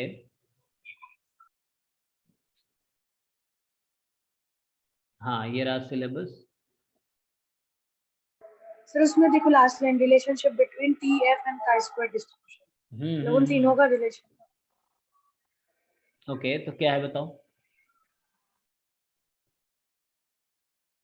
काई स्क्वायर और f में तो रिलेशन में मिलिंग किया, वो जो chi square divide by degree of मतलब फ्रीडम एक दूसरे से क्या है। रिलेशन है, हाँ उस तरह से। T का भी है जो standard normal by under chi square by degree of freedom.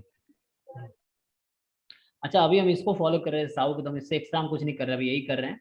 और इसके बाद जैम का प्रीवियस ईयर पेपर करेंगे, तुम देखोगे इतना कॉन्सेप्ट ही काफी होगा सारे क्वेश्चन सॉल्व करने के लिए, तुम्हें एक्स्ट्रा जरूरत पड़ेगी। एनीवे हम रिवाइज अभी करेंगे नेक्स्ट। मैंने भी अभी रिसेंटली तुम बहुत गुप्ता को कल ही परसों मैंने मंगाए हैं बाय द वे, तो मैंने कहा चलो नेक्स्ट हम मैं भी पढ़ के देख लूँ क्या है। मुझे बिल्कुल पसंद नहीं है, लेकिन मैं अभी पढ़ना शुरू किया मैंने, तो अभी कल ही मंगाया मैंने कहा ठीक है देखते हैं पर कैसा क्या है, क्योंकि मुझे वो बिल्कुल पसंद नहीं था। बहुत सारी चीज़ें ना मुझे समझ ही नहीं, इनका रिप्रेजेंटेशन ही खराब लगता है मुझे, तो बहुत गंदे तरीके से रिप्रेजेंट किया है। तो एनीवे मैं फिर भी पढ़ रहा हूँ।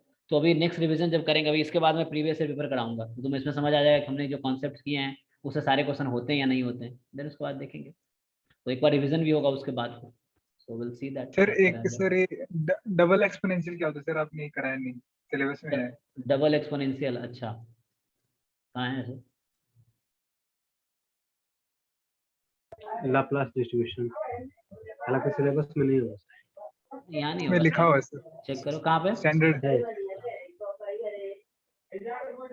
ऊपर चेक कर लेंगे। अच्छा वो एक्सपोनेंस उससे हो जाए, उससे जनरलाइजेशन है, इसमें बात कर लो वेरिएट में इसमें। Univariate sir, standard univariate. Okay distribution continuous distribution को बोल रहे हैं, हाँ हाँ वो ऊपर थोड़ा सा। जनरलाइजेशन है तो। एक्सपोनेंशियल के आगे लिखा हुआ है सर, एक्सपोनेंशियल के आगे डबल स्टैंडर्ड यूनिवेरिएट डिस्ट्रीब्यूशन में सर स्टैंडर्ड यूनिवेरिएट डिस्ट्रीब्यूशन में सॉरी सॉरी यहाँ पे है ना, degenerate Bernoulli binomial negative binomial geometric, ये सब डिस्कस किया था। Poisson hyper geometric uniform exponential double exponential, अच्छा उसी का जनरलाइजेशन है, तो चलो नेक्स्ट क्लास में भी कराया था। सर बीटा सर फर्स्ट और सेकंड टाइप। इसमें है इतना दिया, अच्छा फर्स्ट और सेकंड यस टाइप मिनी हमने स्टैंडर्ड ही डिस्कस किया था, दोनों डिस्कस नहीं किया था, इसमें उतना दिया भी नहीं था, एक ही फॉर्म दिया है। ओके इसमें और क्या रह गया, ठीक है जो भी रह गया बताओ उसको देखते हैं।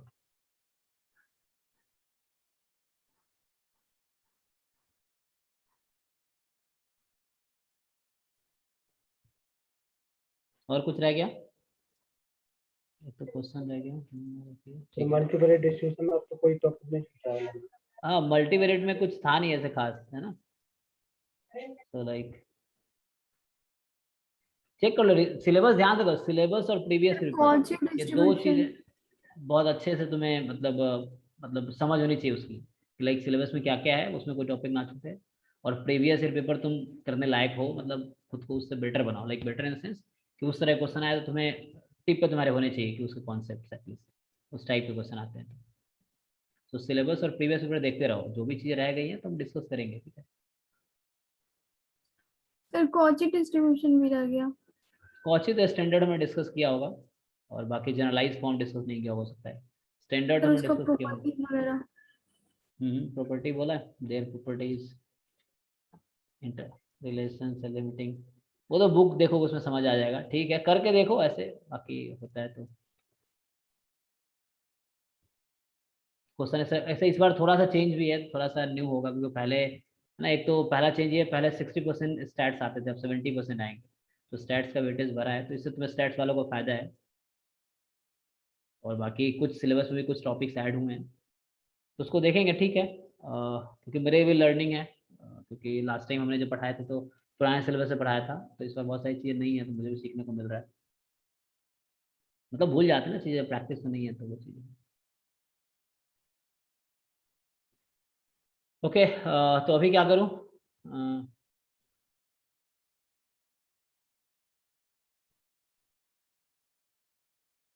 ऐसे एक एक डिस्कस कर लेते हैं मेथड मूवमेंट, वो बहुत इजी है, कुछ है नहीं ऐसे, सिर्फ फॉर्मूला है, बाकी क्वेश्चन क्वेश्चन होगा।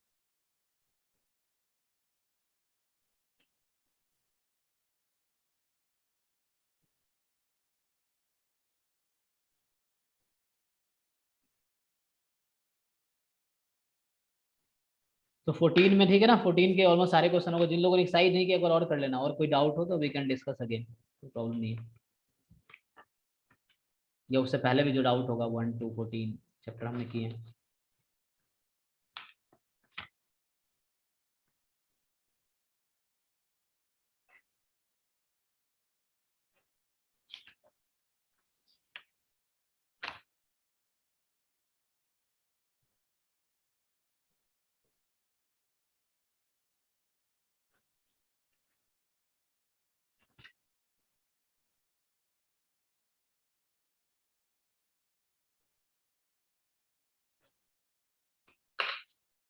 कंटिन्यू करें, चलो स्टार्ट कर लेते हैं चैप्टर 15।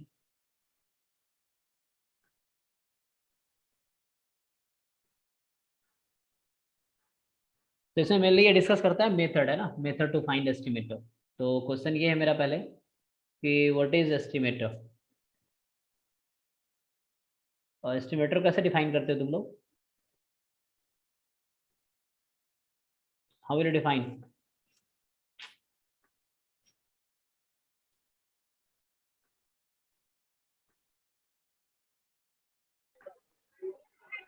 क्या Function of definition? sample observation which is used to estimate the unknown population parameter is called estimate.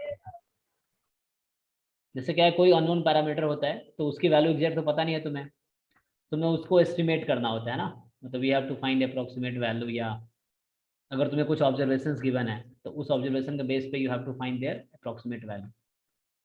एक मिनट,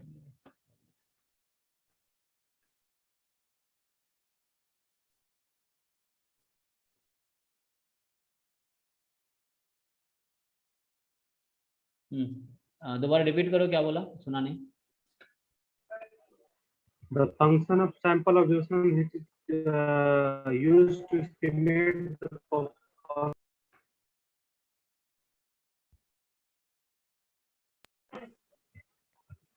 hello. हाँ मैं सुना, समझ गया तू कर, तो आवाज़ तुम्हारी कट गई थी, but I understood.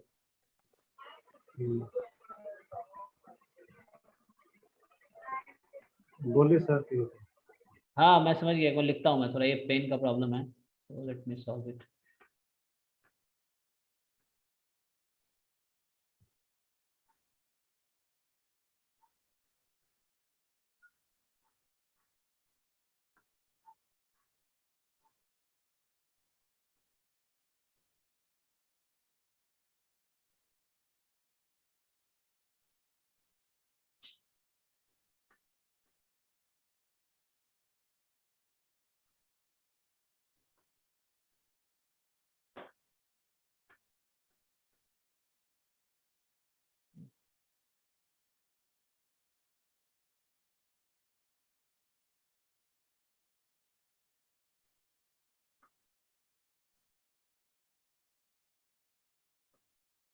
So any function already defined. Any function of sample observation कर सकते हैं या डायरेक्ट कर सकते हैं स्टैटिस्टिक। या statistics, हाँ, you can write Statistics it is used to estimate the performance of population parameters. which is used to, book में भी यही डेफिनेशन, अगर तुम देखोगे बुक में किसी तो वो भी ऐसे डिफाइन करते हैं, any statistics that can be used to, है ना, guess the parameter, unknown parameter. So अगर बुक का लैंग्वेज लिखोगे तो any statistics है ना that can be used to guess, so like any statistics which is used to guess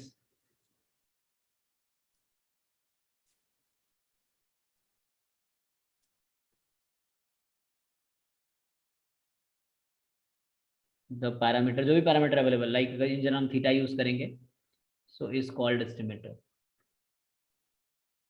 है ना। एक पैरामीटर के पास बहुत सारे एस्टिमेटर हो सकते हैं, सो फिर तुम्हें डिसाइड करना होता है कौन सा बेटर है और किस क्राइटेरिया पे तुम चेक कर रहे हो actually.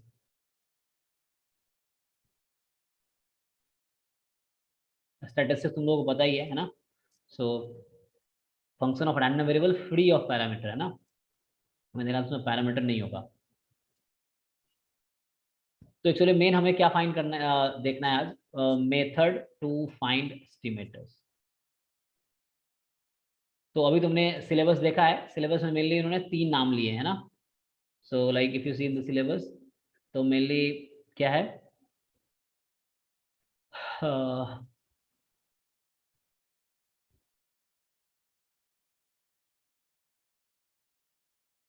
So you have to method of moment, MLE mainly ये है, फिर उसका इन्वेंटोरिटी और लिस्ट स्क्वायर एस्टिमेशन। तो इसका मेनली यूज इसी में होता है, सिंपल लीनियर रिग्रेशन के केस में यूज करेंगे। सो मेथड ऑफ मोमेंट देखते हैं। पहले सर लिस्ट को एस्टिमेटर नहीं था ना? मतलब पहले सिंपल लीनियर रिग्रेशन लिखा था टॉपिक में सिलेबस में, तो उसमें इसका यूज होता था। हाँ, ये सिलेबस में नाम नहीं लिखा था इसका लिस्ट स्क्वायर एस्टिमेटर का, बट वहां पे था सिंपल लीनियर रिग्रेशन, और वो उसमें पहले ही था, स्टार्टिंग में लिखा हुआ। सो ऐसे ये बहुत बेसिक सा तरीका है। How will you find, just तुम्हें देखना होता है पॉपुलेशन मीन जो होता है ना, मोमेंट्स यू कैन से, जैसे EX तुम लोग जानते हो ना, EX हो गया फर्स्ट मोमेंट, सेकेंड मोमेंट, है ना। So what do you know about this, इसको मैं डिनोट करूंगा μ1 से, जैसे μ1 का मतलब है फर्स्ट मोमेंट।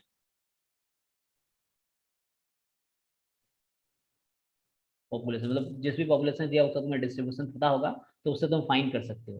तो μ1 का मतलब हो गया EX, है ना। μ2 का मतलब क्या है, EX स्क्वायर, μ2 से नोट करेंगे।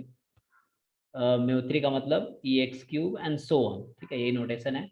सो म्यू ऑफ k अगर लिखते हैं तो E ऑफ XK। तो एक आता है सैंपल मोमेंट, है ना, क्या होता है, या सैंपल मीन तुम लोग जानते हो, है ना। सो सैंपल मोमेंट, सो लाइक इसको डिनोट करूंगा मैं किससे, m से, स्मॉल m से, ठीक है। तो स्मॉल m1 का मतलब क्या होता है, what is meaning of small m1, का मतलब होगा फर्स्ट सैंपल मोमेंट,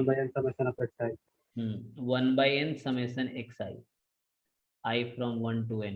और m2 का मतलब क्या होगा, 1/n summation expectation of xi square. Expectation कहाँ से आ गया, हम सैंपल की बात कर रहे हैं। Yes, summation of xi square. So summation of xi square, i from 1 to n, इस तरह से। एंड इस तरीके से ही m3 डिफाइन करोगे तो 1/n summation xi square, i from 1 to n। इससे मुझे याद आया कि जो सैंपल मोमेंट है that converges to population moment in the probability, है ना, जो weak law of large number बोल रहा हूँ मैं।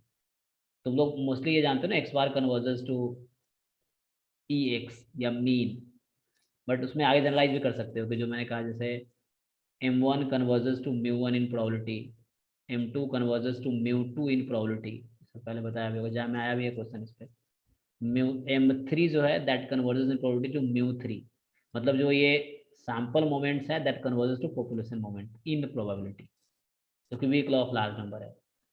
सिर्फ x बार के लिए नहीं होता, उसको तुम आगे भी एक्सटेंड कर सकते हो, ठीक है। हाँ, अब यहाँ पे आते हैं हम, तो एस्टिमेटर फाइंड करने के लिए क्या करते हैं, तो डिपेंड करता है कितने तुम्हारे पास पैरामीटर है ना, उसके हिसाब से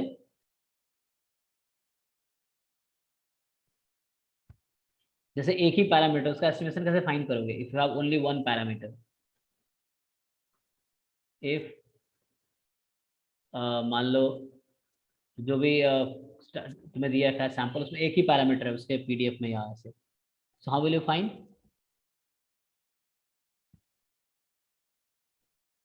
पहले जानते हो, बहुत सारे लोग जानते होंगे पहले से ना, Yes. कैसे फाइंड करते हो, सपोज Direct ऐसा है, उसका- देखो मैं लिखता हूँ, सपोज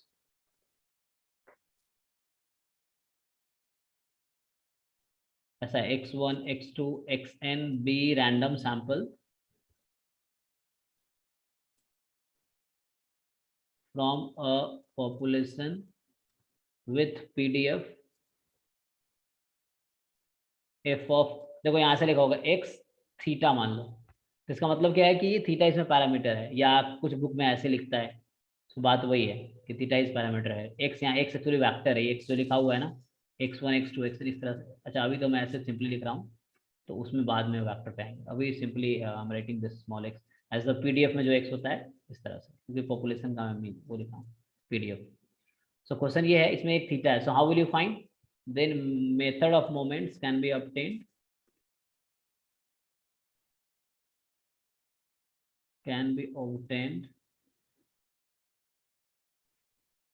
जस्ट तुम्हें क्या करना है, m1 इज इक्वल टू μ1, इससे ही आ जाएगा। m1 का मतलब क्या था कि 1/n समेसन xi, इसको x बार भी बोल सकते हैं, दिस इज इक्वल टू μ1 क्या था ex, सो इसको इक्वेट करोगे, यहाँ से तुम्हारे पास जो थीटा है उसकी वैल्यू आ जाएगी, अगर सिर्फ एक पैरामीटर है तो, अगर दो पैरामीटर है तो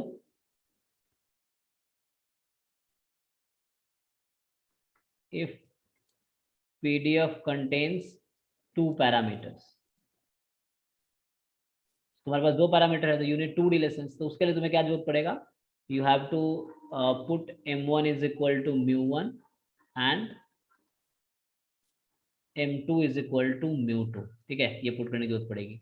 सो मतलब ये हो गया that is 1/n summation xi i from 1 to n, जिसको तुम x बार भी लिख सकते हो, दैट इज ex, एंड दूसरा 1/n summation xi square is equal to ex square, ठीक है, you have to put this, ये दो रिलेशन यूज करना पड़ेगा। ऐसे तुम ज्यादा भी यूज कर सकते हो अगर तुम्हें, लेकिन बट फर्स्ट 2 से ही आ जाएगा। And similarly if PDF contains like θ1 θ2 और मान लो θk है, तुम्हें क्या पढ़ना पड़ेगा, then you have to obtain it by m1 is equal to μ1, m2 is equal to μ2 and so on, mk is equal to μk। So m मतलब मैं use कर रहा हूँ सैंपल मीन के लिए, म्यू यूज कर रहा हूँ पॉपुलेशन मीन के लिए, इससे आ जाएगा। तो सिंपल ये तरीका है और ये बहुत इजी वे है।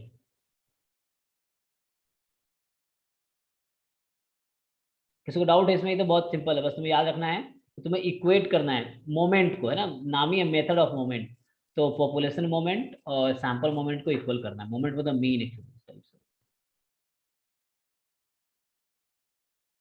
मतलब एक सही लाइक यहाँ पर हम रॉ मोमेंट के लिए यूज करते हैं ना हमेशा, म्यू1 किसके लिए, रॉ मोमेंट नॉर्मली हम μ1 डैश यूज करते हैं ना रॉ मोमेंट के लिए, और यहाँ पर μ1 ही यूज करते हैं हमेशा। हाँ हाँ, कुछ यहाँ भी पे ले लो student dash, हाँ notation। वो नोटेशन तुम्हारा है, तुम जो भी यूज करो।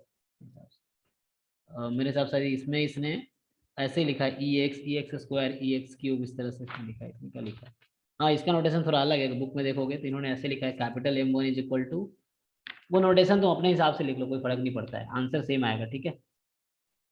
तो डिफरेंट बुक का फिर से डिफरेंट नोटेशन होगा, इट डजंट मैटर। जैसे क्वेश्चंस करके देख लो उसमें क्या है, तुम जैम के क्वेश्चन से स्टार्ट कर लो चाहो तो। ये देख रहा था लाइक ये देखो, ये क्वेश्चन करके देखो तुम, 16 का B part.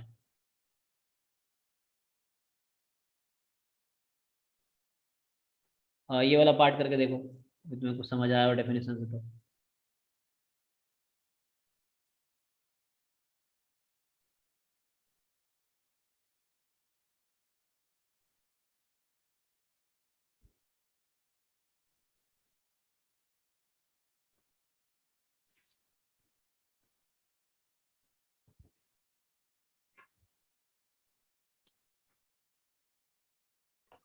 N1 minus 1/2.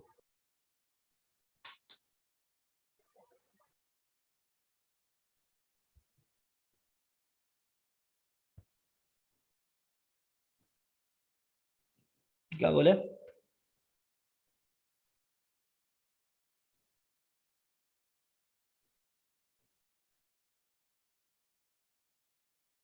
Theta is what, क्या होगा?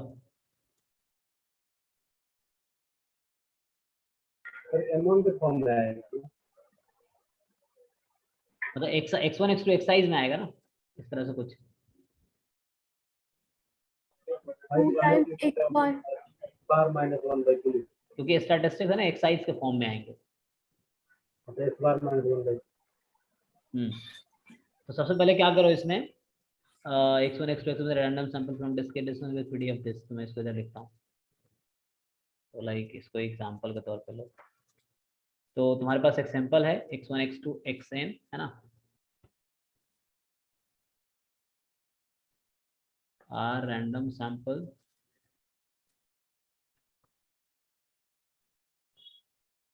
फ्रॉम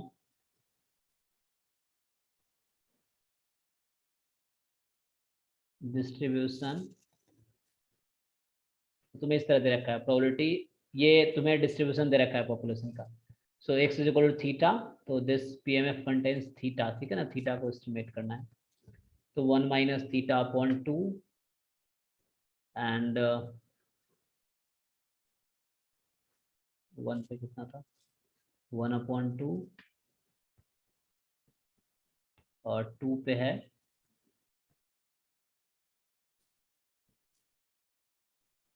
थीटा अपॉन 2, ठीक है। तो क्वेश्चन ये था कि व्हाट इज द थीटा 0 से 1 के बीच है, so find the method of moments estimator of theta.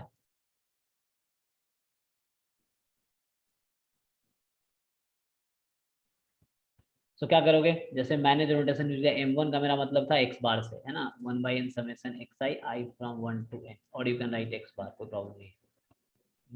म्यू1 जो मैंने यूज किया, तुम अपना नोटेशन जो भी यूज करना चाहो। सो इसको मैंने इस तरह से यूज किया है, e ऑफ x, तो इसका मीन फाइंड करो। ये जो तुम्हारे पास डिस्ट्रीब्यूशन दे रखा है, you have to find the mean. तो डिस्क्रीट का मीन कैसे फाइंड करते हो, समेशन xi pi, ठीक ना। तो 0 इंटू प्रोबेबिलिटी, 1 इंटू इसकी प्रोबेबिलिटी, 2 इंटू इसकी प्रोबेबिलिटी।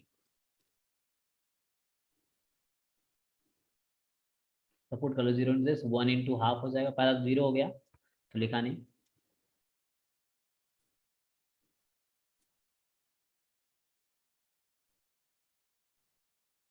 टू थीटा प्लस 1/2, ठीक है ना।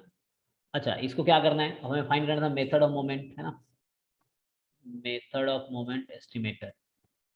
सो you have to just equate जो m1 है उसको μ1 से, ठीक है। तो यहाँ से हमारे पास जो आया, कैलकुलेशन चेक करना जी, ठीक है ना, कैलकुलेशन मिस्टेक ना किया, is equal to x bar. तो यहाँ से क्या आ गया, 2 theta is equal to 2x bar minus 1, और फिर यहाँ से थीटा क्या आएगा,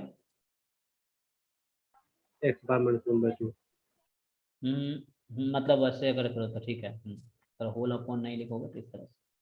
सो इस तरह से ये आ गया, है ना। अगर मान लो x1 x2 इस तरह सैंपल साइज देता है 5 है, फिर x बार निकालना आसान है, तो उसके हिसाब से कोई तुम वैल्यू निकाल सकते हो ना।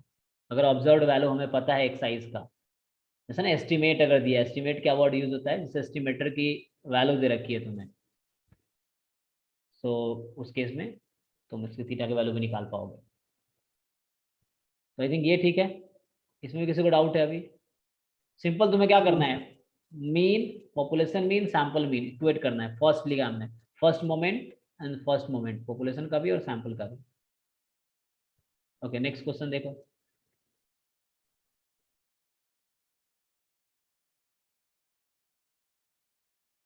ये करके देखो क्या बोल रहा है।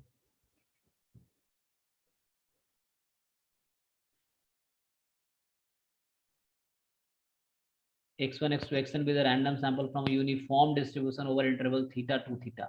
So find the method of moments estimator and the maximum like max, अभी MLE पढ़ेंगे, ऐसे जो लोग पढ़ चुके हैं निकाल सकते हैं ना। घर पे तुम पूरा पेपर सॉल्व कर सकते हो, इससे तुम्हारा ही फायदा होगा। जितनी बार सॉल्व करोगे उतना कॉन्फिडेंस बिल्ड होगा तुम्हारा।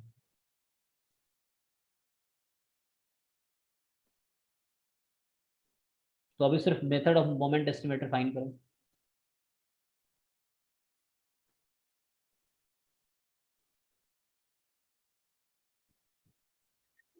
So 2x bar upon 3. 2x बार जी अपॉन 3 सबका ही आ रहा है?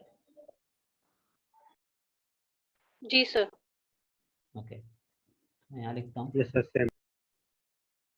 तो मान लो सेकेंड क्वेश्चन है, तो इसमें एक्सरसाइज था I from 1 to n, I from 1 to n, these are IIT, और ये किस पॉपुलेशन से है? यूनिफॉर्म थीटा टू थीटा से। तो एक ही पैरामीटर है ना थीटा, तो जस्ट हमें m1 तो मुझे पता है 1/n, तुम अपने नोटेशन से करना, मेन समझना है ना, नोटेशन तुम अपना यूज कर सकते हो। So this is x bar,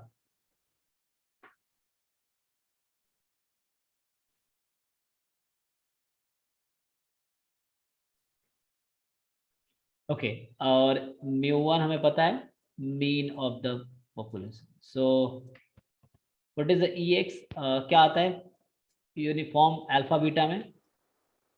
alpha Theta plus by 2. A plus B by 2. a plus b by 2 ना। So theta plus 2 theta upon 2, तो ये आ जाएगा 3 थीटा अपॉन 2। अब इसको इक्वेट कर दो जस्ट, है ना। So for method of moment estimator ऐसे लिखता हूँ। So you have to replace m1 is equal to μ1, तो यहाँ से आ गया x bar is equal to 3 theta upon 2। So theta is equal to 2x bar upon 3। ठीक है, सबका आ गया होगा, ये इजी है। और जैम के क्वेश्चंस हैं, यानी कि बाहर के क्वेश्चन कर रहा हूँ, ये सब जैम के क्वेश्चंस हैं।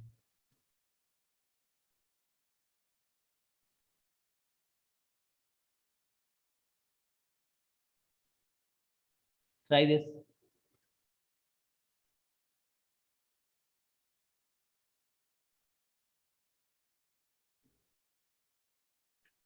$28.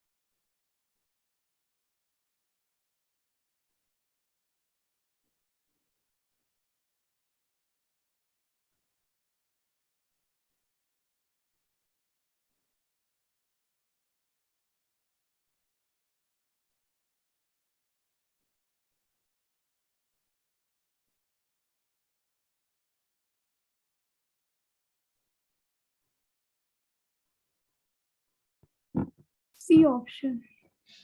ओके, 3. बाकी लोग चेक कर लो।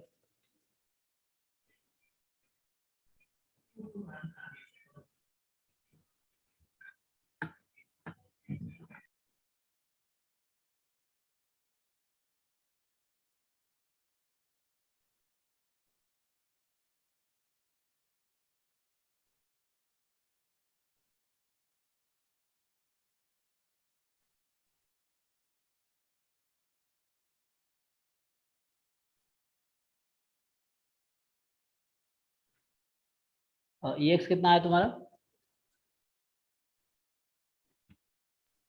0 होगा, मीन 0 होगा, ओके, वेरिएंस मीन तो -2 बच रहे हैं।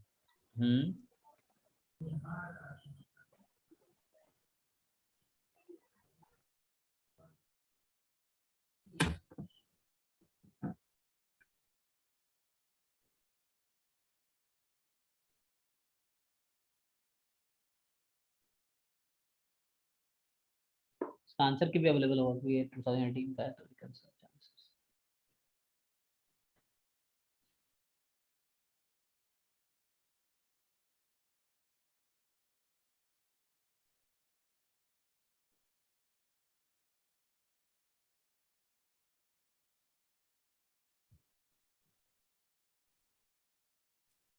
सर आंसर क्या है इसका? आंसर तो मुझे भी याद नहीं, देखते हैं।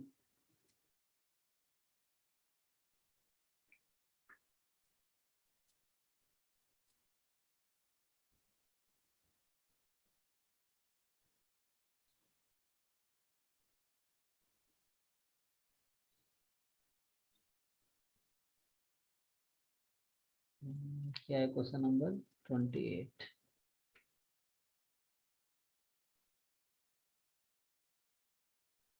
ओके, ये है ना 28 और 28 का की।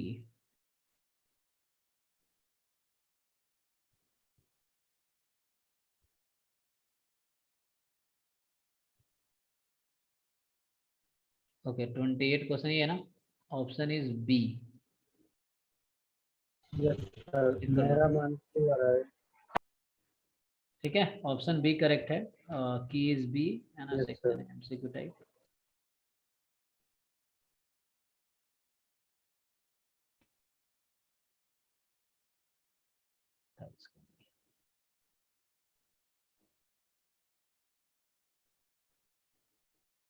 हाँ जी, घूम गए इसमें।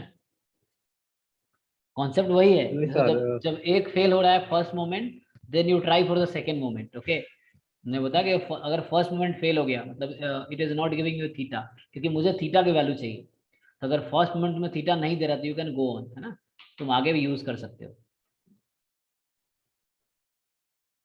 तो सेकंड मोमेंट यूज कर लो, second population moment is equal to second. Answer B होगा, माइनस छोड़। कोई बात नहीं, कैलकुलेशन मिस्टेक हुआ होगा, पर चेक कर लो कहाँ गलती है। बी था, option is B 2। Yes sir.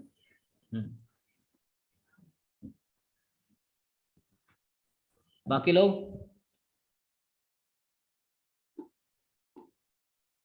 अब देखो जैम में थोड़ा सा ना देखो ट्विस्ट कर दिया।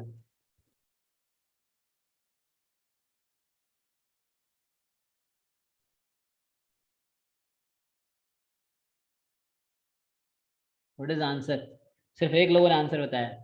सर मेरा भी तो नहीं है। अच्छा ठीक है, 2-3 लोगों ने कर दिया।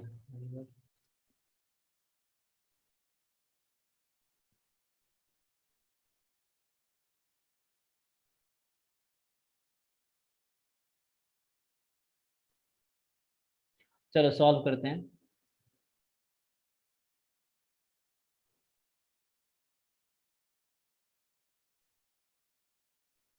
तो क्वेश्चन ये है, एक तो ऑब्जर्व्ड वैल्यू दी हुई है, तो ऑब्जर्व्ड वैल्यू से आसान हो जाएगा, -2 1 -1।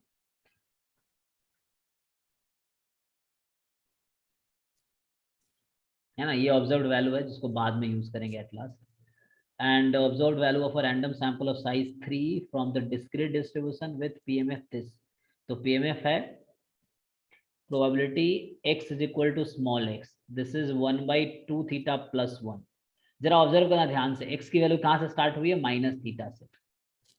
है ना, माइनस थीटा से स्टार्ट हुई है एंड कैसे बढ़ती जा रही है, तो मैं इसको नीचे लिखता हूँ ताकि इसको अच्छे से लिख सके। सो फॉर x की वैल्यू माइनस थीटा, नेक्स्ट है माइनस थीटा प्लस 1, नेक्स्ट क्या होगा minus theta plus 2, minus theta plus 2, तो जीरो कब आएगा minus theta plus minus theta, 2 minus 1 0। Last term को कैसे लिखोगे, मैं उस फॉर्म में लिखना चाह रहा हूँ। देखो सो तुम्हारा लास्ट टर्म वहां पे क्या है थीटा है, सो बट मैं उसी स्टैंडर्ड फॉर्म में लिखना चाहता हूँ। सो थीटा उसको लिख सकते हो माइनस थीटा प्लस 2 थीटा। अगर पॉइंट मैं माइनस थीटा को हमने फिक्स रखा है यस ताकि तुम्हें ये समझ आए कितने टर्म्स हैं। माइनस थीटा प्लस 0 पहला टर्म मैंने लिखा है, मतलब माइनस थीटा है, दूसरा माइनस थीटा प्लस 1 प्लस 2, अब वो ऐड होते जा रहा है, तो लास्ट में थीटा है। थीटा कब आएगी जब माइनस थीटा प्लस 2 थीटा लिख दिया मैंने, तो ये थीटा एक्चुअली है ना। तुम यहाँ से स्टार्ट करोगे तो माइनस थीटा से लेकर वैल्यू थीटा तक है। ओके, क्वेश्चन ये था कि मैंने कहा ठीक है चलो जी हम फाइंड करते हैं।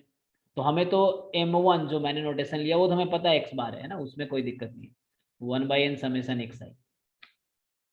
अच्छा मेन हमें ये फाइंड करना होता है ex, तो ex का मतलब क्या होता है डिस्क्रीट है ये, तो xi इंटू पी आई, तो x इंटू 2 थीटा प्लस 1 ये प्रोबेबिलिटी है, और इस पे समेशन लगा दो। x की वैल्यू माइनस थीटा से लेकर तुम्हें थीटा तक जाना है जैसे उसमें दे रखा है ना, माइनस थीटा प्लस 1 कहाँ तक थीटा तक, बीच में जीरो भी आया इस तरीके से है ना, इस बीच में जीरो भी है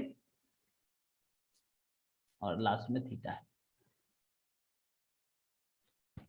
अब ये तुम्हें मीन फाइंड, पहले हम तो स्टार्ट तो ऐसे करेंगे, हमें कैसे पता एग्जिस्ट कर रहा नहीं कर रहा या दे रहा आंसर, हम तो एग्जाम में जो सॉल्व करेंगे तो हमें नहीं पता है, हम तो सॉल्व ऐसे करेंगे। सो 1/2 थीटा प्लस 1 बाहर आ गया, summation x from minus theta to plus theta. अब तुम सारी वैल्यूज अगर ऐड कर लो तो क्या आएगा चेक करो। जैसे x की वैल्यू क्या क्या है, देखो मैं इसको डिटेल में लिख के दिखाता हूँ। यहाँ पे समेशन x से x माइनस थीटा से स्टार्ट हुआ तो माइनस थीटा, नेक्स्ट होगा माइनस थीटा प्लस 1, नेक्स्ट है माइनस थीटा प्लस 2, ठीक है, ऐसे ऐड करते जा रहे हो।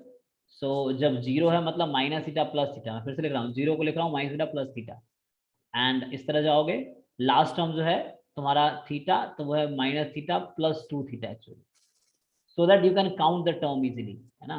अब तुम इसकी वैल्यू निकालने की कोशिश करो। अब ये समेशन निकाल लो, मैंने समेशन ओपन कर दिया तुम्हारे लिए। तो ऐसा क्यों नहीं करते, पहला टर्म पहले एक साथ रख लो, minus theta minus theta minus theta minus theta minus theta, कितनी बार है क्वेश्चन ये, कितनी बार है, you count it. 2 theta times नहीं, 0 to 2 थीटा है ना, हाँ तो 2 zero theta plus theta 1 2 2 theta theta times है ना, प्लस जीरो 1 टाइम्स। 0 से 10 तक कितने नंबर है, 0 से 10 तक कितने नंबर है हाँ 2 2 थीटा प्लस 1 होगा। है ना, 11 टर्म नंबर है 0 से 10 तक, 1 से 10 सर तक हम 10 है। हम तो सकते हैं अलग अलग करके ना करके 1 to थीटा और 1 to थीटा ऐसे करके आप फिर जीरो वाला अलग करते वही बात है, तुम जैसे मतलब अपने, मैं अपने तरीके से सोच रहा हूँ, तुम अपने तरीके से सोच सकते हो, सबका दिमाग अलग अलग हैं। यस है ना, कोई मुझसे बेटर भी सोच सकता है, जरूरी नहीं कि है ना नहीं बेटर। तो माइनस थीटा ऐड करेंगे तो मुझे दिख रहा है 0 1 2 इस तरह 2 थीटा प्लस 1 टर्म्स है, तो माइनस थीटा कितनी बार है 2 थीटा प्लस 1 टाइम्स प्लस। अब सेकेंड टर्म को ऐड कर लो, सेकेंड टर्म यहाँ 0 है, फर्स्ट टर्म में जो आगे है प्लस 0 है, तो 0 प्लस 1 प्लस 2, तो वो 1 प्लस 2 प्लस 2 थीटा तक हो जाएगा, सेकेंड टर्म को ऐड कर रहा हूँ मैं। तो 1 से n तक का सम सबको पता है, n into n plus 1 upon 2, ठीक है। तो यहाँ से ऐड कर लोगे, डिवाइड कर लो सीधा सीधा, मतलब क्या करो ये 2 2 काट दो, इस 2 2 को काट दो और डिवाइड कर दो सीधा सीधा, 2 थीटा प्लस 1 से डिवाइड कर दो, तो यहाँ बचेगा माइनस थीटा, वहाँ बचेगा थीटा, तो आ गया 0। अब हमारा, हमने तो ये कहा था कि हम ऐसा करेंगे, है ना, हमने तो ये डिसाइड किया था ना कि m1 को हम पुट करेंगे μ1 के इक्वल। अब m1 तो हमारा x बार है, अब μ1 तो 0 आ गया, यहाँ थीटा तो मिला ही नहीं, हमें तो थीटा चाहिए था, तो कोई बात नहीं, हम नेक्स्ट स्टेप पे जाएंगे। तो ये वाला मेथड मतलब हमें आंसर नहीं दिया, हमें एस्टिमेट करना है थीटा को, तो इससे मुझे थीटा नहीं मिला, तो हम सेकेंड मोमेंट पर मुझे जाना पड़ेगा, m2 is equal to μ2 square, ठीक है। और m2 क्या है, तो m2 आप लोगों को पता है, अब मुझे ये करना है, मतलब ऐसे लिख रहा हूँ m2 इज इक्वल टू μ2, तो m2 का मेरा मतलब है 1/n समेशन xi स्क्वायर से, i फ्रॉम 1 to 3 है यहाँ पे क्योंकि सैंपल साइज 3 है, और μ2 का मतलब जो मैंने कंसिडर किया है वो मेरे हिसाब से e ऑफ x स्क्वायर है, अब हम लोग एक्स स्क्वायर भी जानते हैं, फाइंड करना, ई ऑफ एक्स स्क्वायर फाइंड करना है, तो क्या होगा, summation x square time probability, तो होगा तो वैसे ही थीटा एक्स की वैल्यू माइनस थीटा से लेके प्लस थीटा तक। अब इसको सॉल्व कर लेते हैं। तो 1/2 थीटा प्लस 1 हम बाहर इसलिए ले रहे हैं क्योंकि वेरिएबल यहाँ एक्स है, तो एक्स वाले टर्म पे समेशन लगा है। तो ठीक है जी, अब क्या करते हैं, एक्स स्क्वायर है तो पहले होगा minus theta square minus theta plus 1 square, ऐसी ना, minus theta plus 2 square, sir 1/n छुटी है। 1/n नहीं, वो तो उधर था n। अब हम ये अलग फाइंड कर रहे हैं, हम ये वाला फाइंड कर रहे अच्छा अच्छा हाँ समझ, ओके। हैं, ये अलग है, अभी हम ये फाइंड कर रहे हैं, μ2 फाइंड कर रहे हैं, m2 उधर है। तो यहाँ से अब हम क्या है हमारे पास, ऐसे ही माइनस थीटा प्लस थीटा का होल स्क्वायर आएगा, मतलब एक्स की वैल्यूज में पुट कर रहा हूँ, ठीक है जी, और एट लास्ट आएगा माइनस थीटा प्लस 2 थीटा का होल स्क्वायर। ओके, अब इसको तुम्हारे ऊपर डिपेंड करता है, तुम कैसे सिंप्लीफाई करना चाहते हो ना, तुम्हारे पास क्या स्ट्रेटजी है, राइट, सब जस्ट मैथमेटिक्स है, तुम इसको कैसे सिंप्लीफाई करोगे तुम्हें डिसाइड करना है। हाँ, how do want to go, एक तरीका है हम सारे स्क्वायर को ओपन कर लेते, 3 टर्म हर स्क्वायर में होता है ना। सो माइनस थीटा स्क्वायर कितनी बार आएगा, मतलब मैं इसको a प्लस बी का होल स्क्वायर पे 2 खोलूंगा, टाइम्स आएगा। इसको भी a प्लस बी के होल स्क्वायर पे खोलूंगा। हाँ, माइनस थीटा स्क्वायर कितनी टाइम आएगा, 2 2 theta theta plus 1 plus 1 times, क्योंकि यहाँ भी है ना वो टर्म माइनस थीटा स्क्वायर, तो ये हो गया। ओके, a प्लस बी के होल स्क्वायर में नेक्स्ट टर्म क्या होता है, मैंने अभी ए स्क्वायर ओपन किया, सब में ए स्क्वायर साथ में ले लिया, a प्लस बी का होल स्क्वायर होता है ए स्क्वायर प्लस 2ab प्लस बी स्क्वायर, तो मैंने ए स्क्वायर अभी सब में एक साथ ले लिया। अब मैं बी स्क्वायर पे पहले आता हूँ, तो यहाँ बी स्क्वायर होगा तुम्हारा 1 स्क्वायर, यहाँ बी स्क्वायर होगा 2 स्क्वायर, यहाँ बी स्क्वायर चलता रहेगा, लास्ट में होगा 2 थीटा स्क्वायर, मतलब वो ऐसा है कुछ 1 स्क्वायर प्लस 2 स्क्वायर, ये कहाँ तक जा रहा है 2 थीटा स्क्वायर तक, इस तरीके से, ठीक है। तो मैं लिख दे रहा हूँ ऐसे ही, तो A square plus B square, तो ए स्क्वायर सबका साथ कर लिया, बी स्क्वायर सबका साथ कर लिया। अब 2ab पे आते हैं, 2a तो हमारा फर्स्ट टर्म है जो कि है माइनस थीटा, मतलब अब इसको भूल जाना क्योंकि ये हम कलेक्ट कर चुके हैं, तो बाकी टर्म पे मुझे बात करना है।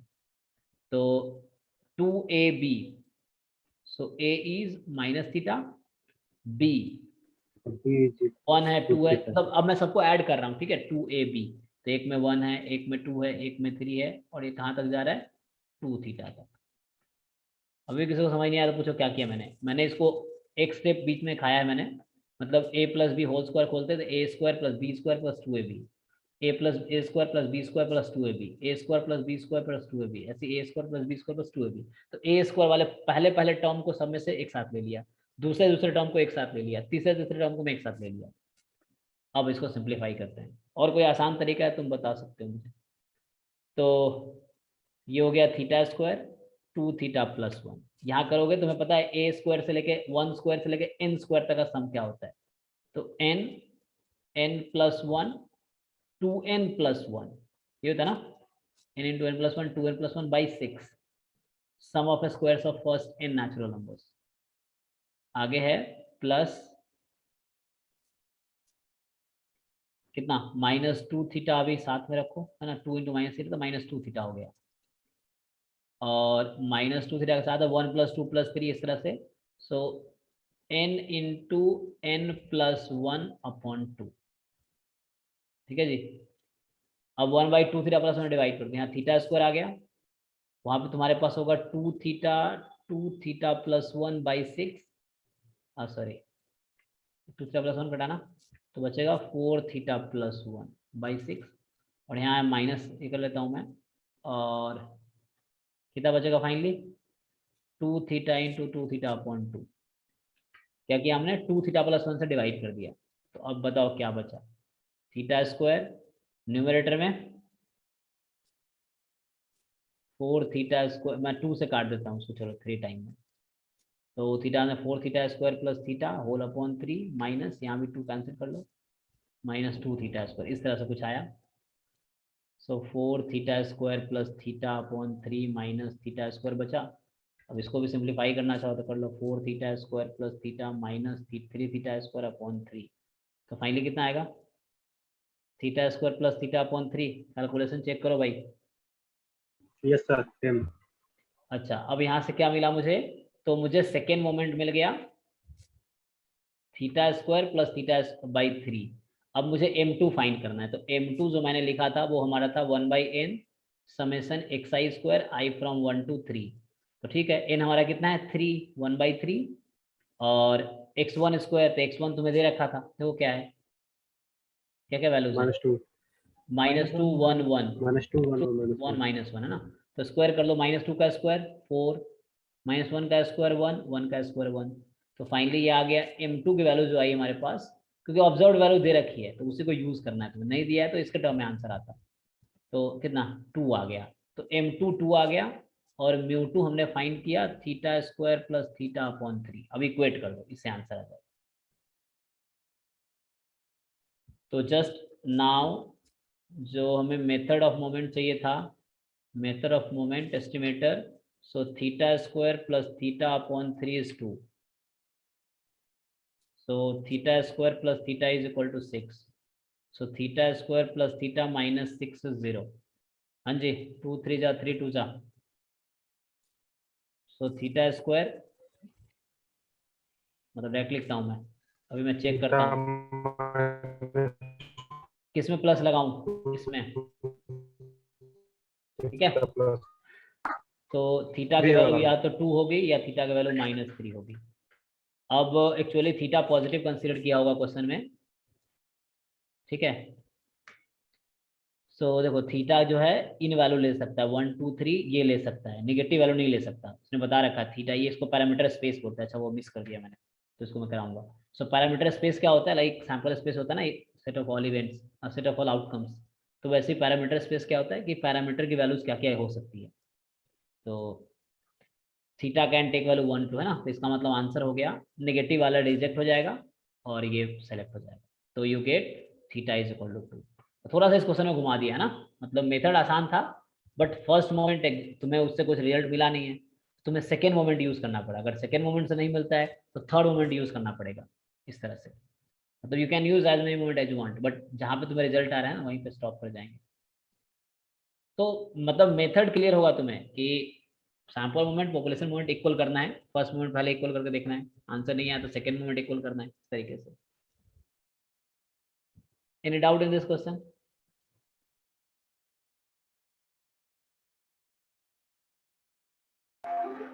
सर आपने ना मतलब लाइक मुझे ऐसा लगता है कि आपने बहुत लेंदी वे में किया है। राइट, शॉर्टर वे ट्राई कर सकते हैं। ठीक है, आप माइनस कॉमन निकाल सकते हो, माइनस थीटा माइनस मतलब सेकेंड टर्म में से, जैसे एक्स की रेंज माइनस थीटा, तो माइनस निकाल के थीटा -1।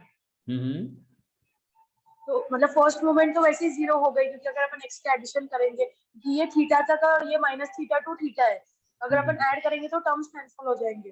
कैंसिल हो जाएंगे, ओके हाँ। अगर अच्छा, अभी मतलब एक्स स्क्वायर की बात आएगी तो ये भी 2 टाइम्स ऑफ 0 से 1 square 2 square plus plus that theta square कर डायरेक्ट आ सकते जाएगा। हैं। तो एक्स तो की वैल्यू अपने यहाँ को पे, समीशन पता ही है। अच्छा उतना ना करने बजाय मैं अगर तुम्हें ये बोल देता कि एक्स इज यूनिफॉर्म, ये तो मैंने मेथड से किया है, x is uniform over minus theta plus 1, अगर तुम्हें रिजल्ट याद है तो उससे भी कर सकते हो, ये यूनिफॉर्म ही है ना, discrete uniform actually. So discrete uniform, minus theta to plus theta discrete है। हाँ मतलब इस तरह से डिस्क्रीट में लिखते हैं। सो ये डिस्क्रीट यूनिफॉर्म है माइनस से, अब यहाँ तुम रिजल्ट भी यूज कर सकते हो, तुम्हें इसका फॉर्मूला याद है what is the mean of this, तो उसको तुम यूज कर सकते हो and then you can do, so भी हो सकता है। मतलब ऐसे तुम्हें दिख रहा होगा सिमेट्रिक है, ये माइनस थीटा गया है तो इससे ये कैंसिल हो जाएगा, क्योंकि थीटा से पहले क्या रहा होगा, थीटा से पहले रहा होगा थीटा -1 और यहाँ -1 है, तो मैंने वो किया पूरा। बट हाँ तुम ऐसे भी सोच सकते थे कि सम टोटल 0 हो जाएगा, मुझे अगर सारे एक्स को ऐड करना पड़ा, मतलब इफ यू ऐड ऑल, देखो लास्ट वाला term -theta plus theta 0, second term है -थीटा प्लस 1, और जो सेकेंड लास्ट टर्म रहा होगा वो होगा थीटा -1, तो इफ यू ऐड 0 हो जाएगा।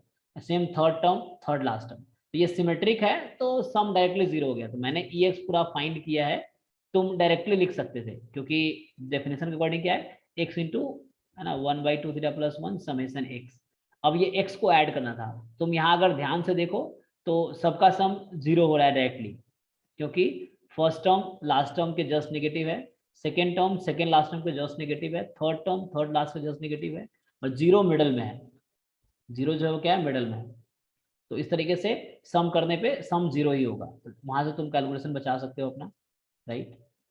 फिर ऐसे स्क्वायर करोगे, so you can think of, जैसे वो बता रही थी कि नेगेटिव का स्क्वायर जीरो से पहले नेगेटिव नंबर है, मतलब जीरो के बाद पॉजिटिव है, इस तरह से। तो नेगेटिव का स्क्वायर पॉजिटिव का स्क्वायर सेम होता है, तो you can do twice and सिर्फ पॉजिटिव का स्क्वायर करो। तो इस तरह मतलब you can do your own calculation, है ना, जैसे तुम्हें बेटर लगे। मतलब वही कह रहा, मैं जो कर रहा हूँ जरूरी नहीं वही बेस्ट वे है, इस पे यू कैन फाइंड। तो थोड़ा सा उससे कर सकते थे, बट मैंने उतना रिस्क नहीं लिया, मैंने कहा बीच में कैलकुलेशन मिस्टेक ना हो जाए, पूरा मैंने किया। अदरवाइज है ना, इस तरह तुम कर सकते हो, समझ आया ना, कि ये जीरो बीच में है, इधर नेगेटिव इधर पॉजिटिव, तो नेगेटिव का स्क्वायर पॉजिटिव का स्क्वायर सेम रहता है, तो इसका स्क्वायर राइट वाले का और लेफ्ट वाले का स्क्वायर का सम सेम रहेगा, तो ई एक्स स्क्वायर में कैलकुलेशन पूरी बच जाएगी। ओके, टाइम तो हो गया, but I think we can see one more question, देखता हूँ। तो मतलब कॉन्सेप्ट इतना ही है, बट क्वेश्चन अब अलग अलग टाइप का होगा, तो उसके हिसाब से तुम्हें प्रैक्टिस करनी पड़ेगी।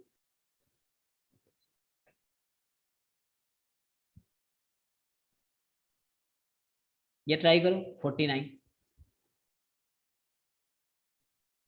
4-5 मिनट में खत्म हो जाएगी क्लास, बट ये fourth try this question, 49 question.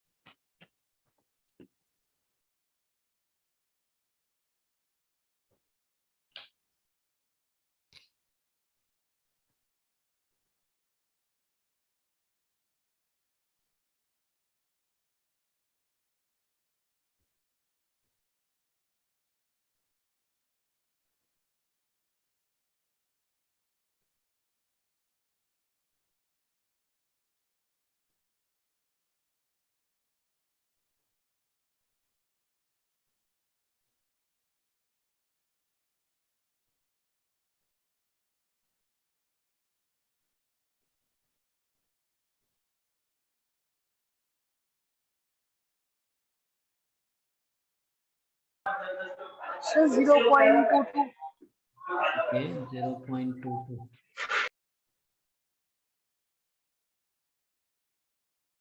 तो ये 2019 का है, मैं चेक करता हूँ 0.22। बाकी लोग भी चेक करो पहले।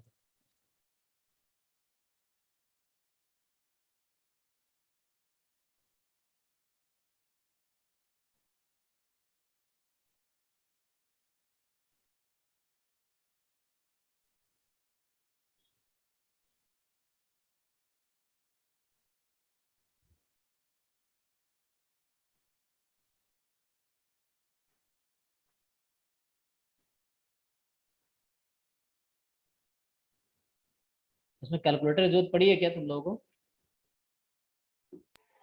Yes sir. And round up to 2 days, ये जैम में तुम्हें लैंग्वेज समझ आता होगा ये क्या कहना चाहता है। तुम्हें डेसिमल के बाद सिर्फ 2 डिजिट लिखने हैं, है ना। 3-4 लिखोगे तो उसमें गलती के चांस हो सकते हैं, एक लिखोगे तो गलत के चांस हो सकते हैं, क्योंकि वो कंप्यूटर चेक करता है, तो उसके हिसाब से तुम वो कर सकते हो ना। तो राउंड अप टू 2 लिखा है, तो डेसिमल के बाद 2 डिजिट लिखना। सेम आ रहा है सर। सेम आ रहा है, ओके। सो जस्ट ई एक्स फाइंड करो, और फर्स्ट तुम्हें पता ही है कैसे population moment sample moment equal करने हैं, तो मैं चेक करता हूँ।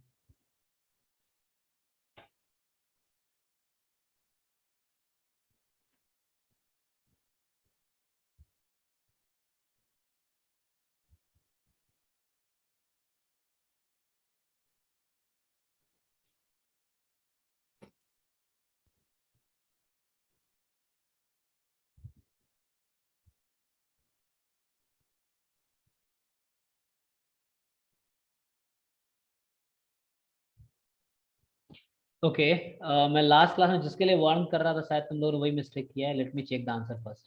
2019 का है ना, तो मतलब पूरी मेहनत तो सर बर्बाद हो जाएगी। सर इसका आया 0.50। अब मैं बता रहा हूँ, देखो कैलकुलस दोनों ने, सबने सही आंसर, सबने वो किया है, मतलब सॉल्व तुमने बहुत सही किया है। Just your one mistake makes your answer wrong. So 2019 का है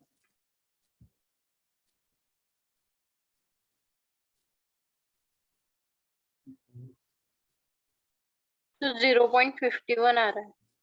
यस, तो पहले दो लोगों ने क्या गलती किया है, आप लोग को रियलाइज हो रहा होगा, अभी नहीं हो रहा तो मैं बताता हूँ। Are you getting, why are you getting 0.22?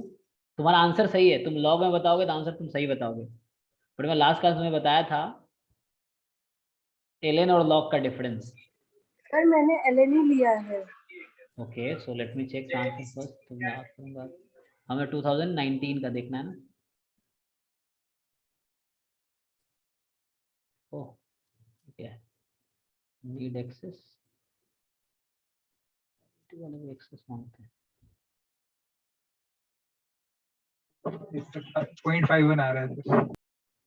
हाँ उसको चेक करो, एक बार चेक करो, तुमने गलती से एलएन नहीं लिया, लॉग लिया है, क्योंकि मैं वेरीफाई किया, मैं पहले एलएन लिया तो मेरा आंसर कुछ और आया, फिर मैं लॉग लेके चेक किया, फिर वो अच्छा मतलब एलएन लेके 0.51 ही आया। तो इसमें तो दिखाने का आंसर पेपर कहाँ मिलेगा मुझे, एग्जाम इसका।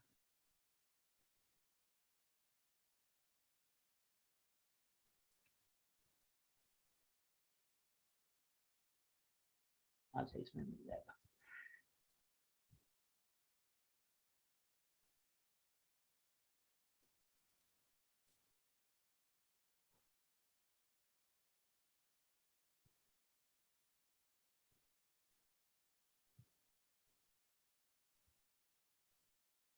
यही खोले थे ना हमने अभी, ये एक्सेस मांग रहा था।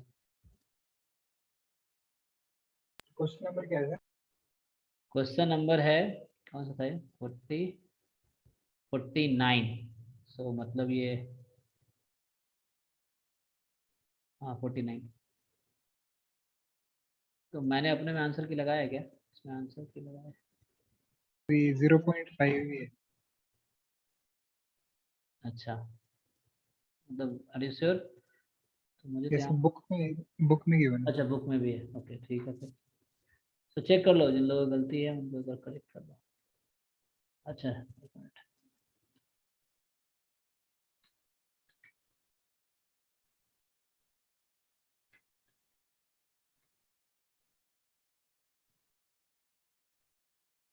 उन्होंने पास ईयर पेपर दिए होंगे, और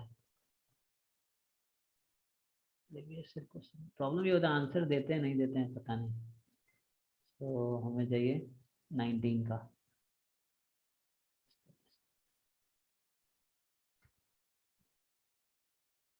तो है ही हमारे पास है ना, हमें तो आंसर चाहिए था।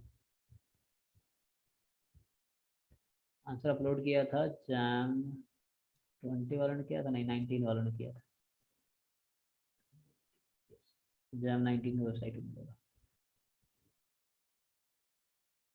एनीवे वेरीफाई कर लो, मेरे लगता है वही सही है। तो IIT जैम 19 करवाए थे,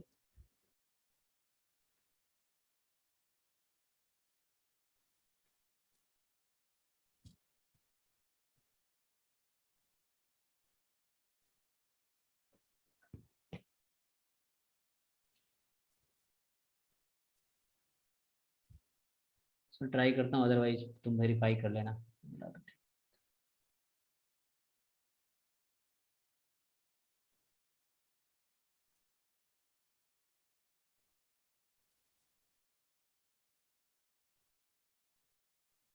यहाँ भी उन्होंने शायद की तो दिया नहीं है, हाँ सिर्फ पेपर दिए हैं, क्या फायदा। सर ये 2016-19 की है क्या? हाँ हाँ चेक कर लेना, ठीक है, मैं सॉल्व कर देता हूँ इसे, अभी क्लास काफ़ी लेट हो गया है, तो जस्ट मैं सॉल्व कर देता हूँ 2 मिनट में, इसको ख़त्म करते हैं जल्दी। ऐसा कुछ है नहीं, डिस्क्रीट है, बस तुम्हें यहाँ बस प्रॉब्लम उनको होगी जो लॉग एरर में डिफरेंस है ना, थोड़ा सा तुम्हें ध्यान रखना है उस चीज़ का, वो चीज़ है। देखो ये क्वेश्चन था 49, सो सिंपल हमें दे रखा है probability x is equal to 1 पे है 1 माइनस ई की power minus lambda, x is equal to 0 पे प्रोबेबिलिटी है e की पावर माइनस लैम्डा, तुमने देखा होगा। और ex फाइंड करेंगे जिसको मैं μ1 बोलता हूँ, तो 1 इंटू 1 माइनस ई की पावर माइनस लैम्डा और 0 इंटू ई की पावर माइनस लैम्डा, मतलब समेसन xi pi। तो x की वैल्यू 1 है तो प्रोबेबिलिटी 0 है, तो ये तो आ गया 1 माइनस ई की पावर माइनस लैम्डा। ओके अब मुझे चाहिए था क्या, m1, m1 is x bar, मतलब 1/n summation xi observed value दे रखी है 1 to 5, तो 5 वैल्यू थी 0 1 0 0 1, तो मतलब n क्या है 5 है, सैंपल 5 साइज का है और समेशन सारे वैल्यू करोगे तो 2 आएगा, तो 2/5। ओके, तो हमें क्या करना होता है मेथड मोमेंट के लिए, m1 is equal to μ1, so 2/5 is equal to 1 minus e की पावर माइनस लैम्डा।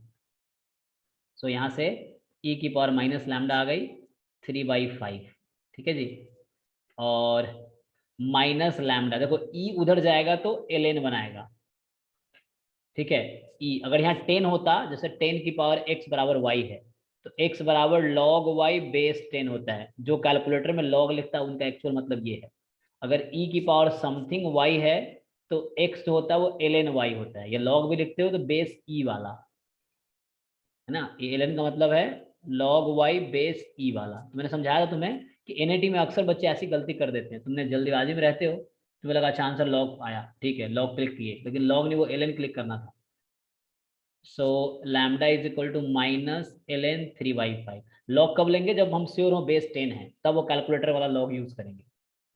ओके, अब इसकी वैल्यू यूज कर लो, तो ये आता है माइनस 0 पॉइंट कितना आता है 51, हाँ 2 डिजिट तक लेना था, 5/3 लेंगे, मतलब एग्जैक्ट क्या आता है 0.5, माइनस में तो चेंज होगा। सॉरी अच्छा वो प्लस हो गया, हाँ क्योंकि उसकी वैल्यू नेगेटिव आती है तो प्लस हो गया, हाँ तो क्या यही आई ना 0.51 2 डिजिट तक, यस सर। ठीक है, तो ये आंसर है, चेक कर लेना। ओके, तो आज के लिए इतना ही रखते हैं, काफ़ी लेट हो गया, और नेक्स्ट क्लास में इसको कंटिन्यू करेंगे। तो बाकी क्वेश्चन तुम पेपर तुम्हारे पास है, तुम ढूंढ ढूंढे कर लो, हर साल में 1-2 क्वेश्चन तो आया ही होगा, so you try and solve it. तो पेपर मैंने भेजा था लास्ट क्लास में, तो तुम उसको ढूंढ के जो भी टॉपिक्स हो गए हैं उसके क्वेश्चंस ढूंढ ढूंढ के मतलब कंप्लीट करो, मतलब खुद से, चाहो तो ईयर वाइज सॉल्व करो या चैप्टर वाइज सॉल्व करो, बट प्रैक्टिस बार बार करोगे तुम्हारा कॉन्सेप्ट अच्छा होगा, प्रैक्टिस होगा, कॉन्फिडेंस आएगा। ओके, तो इसको आगे कंटिन्यू करूंगा नेक्स्ट क्लास में। थैंक यू, आज के लिए good night. Good night sir. Good night sir.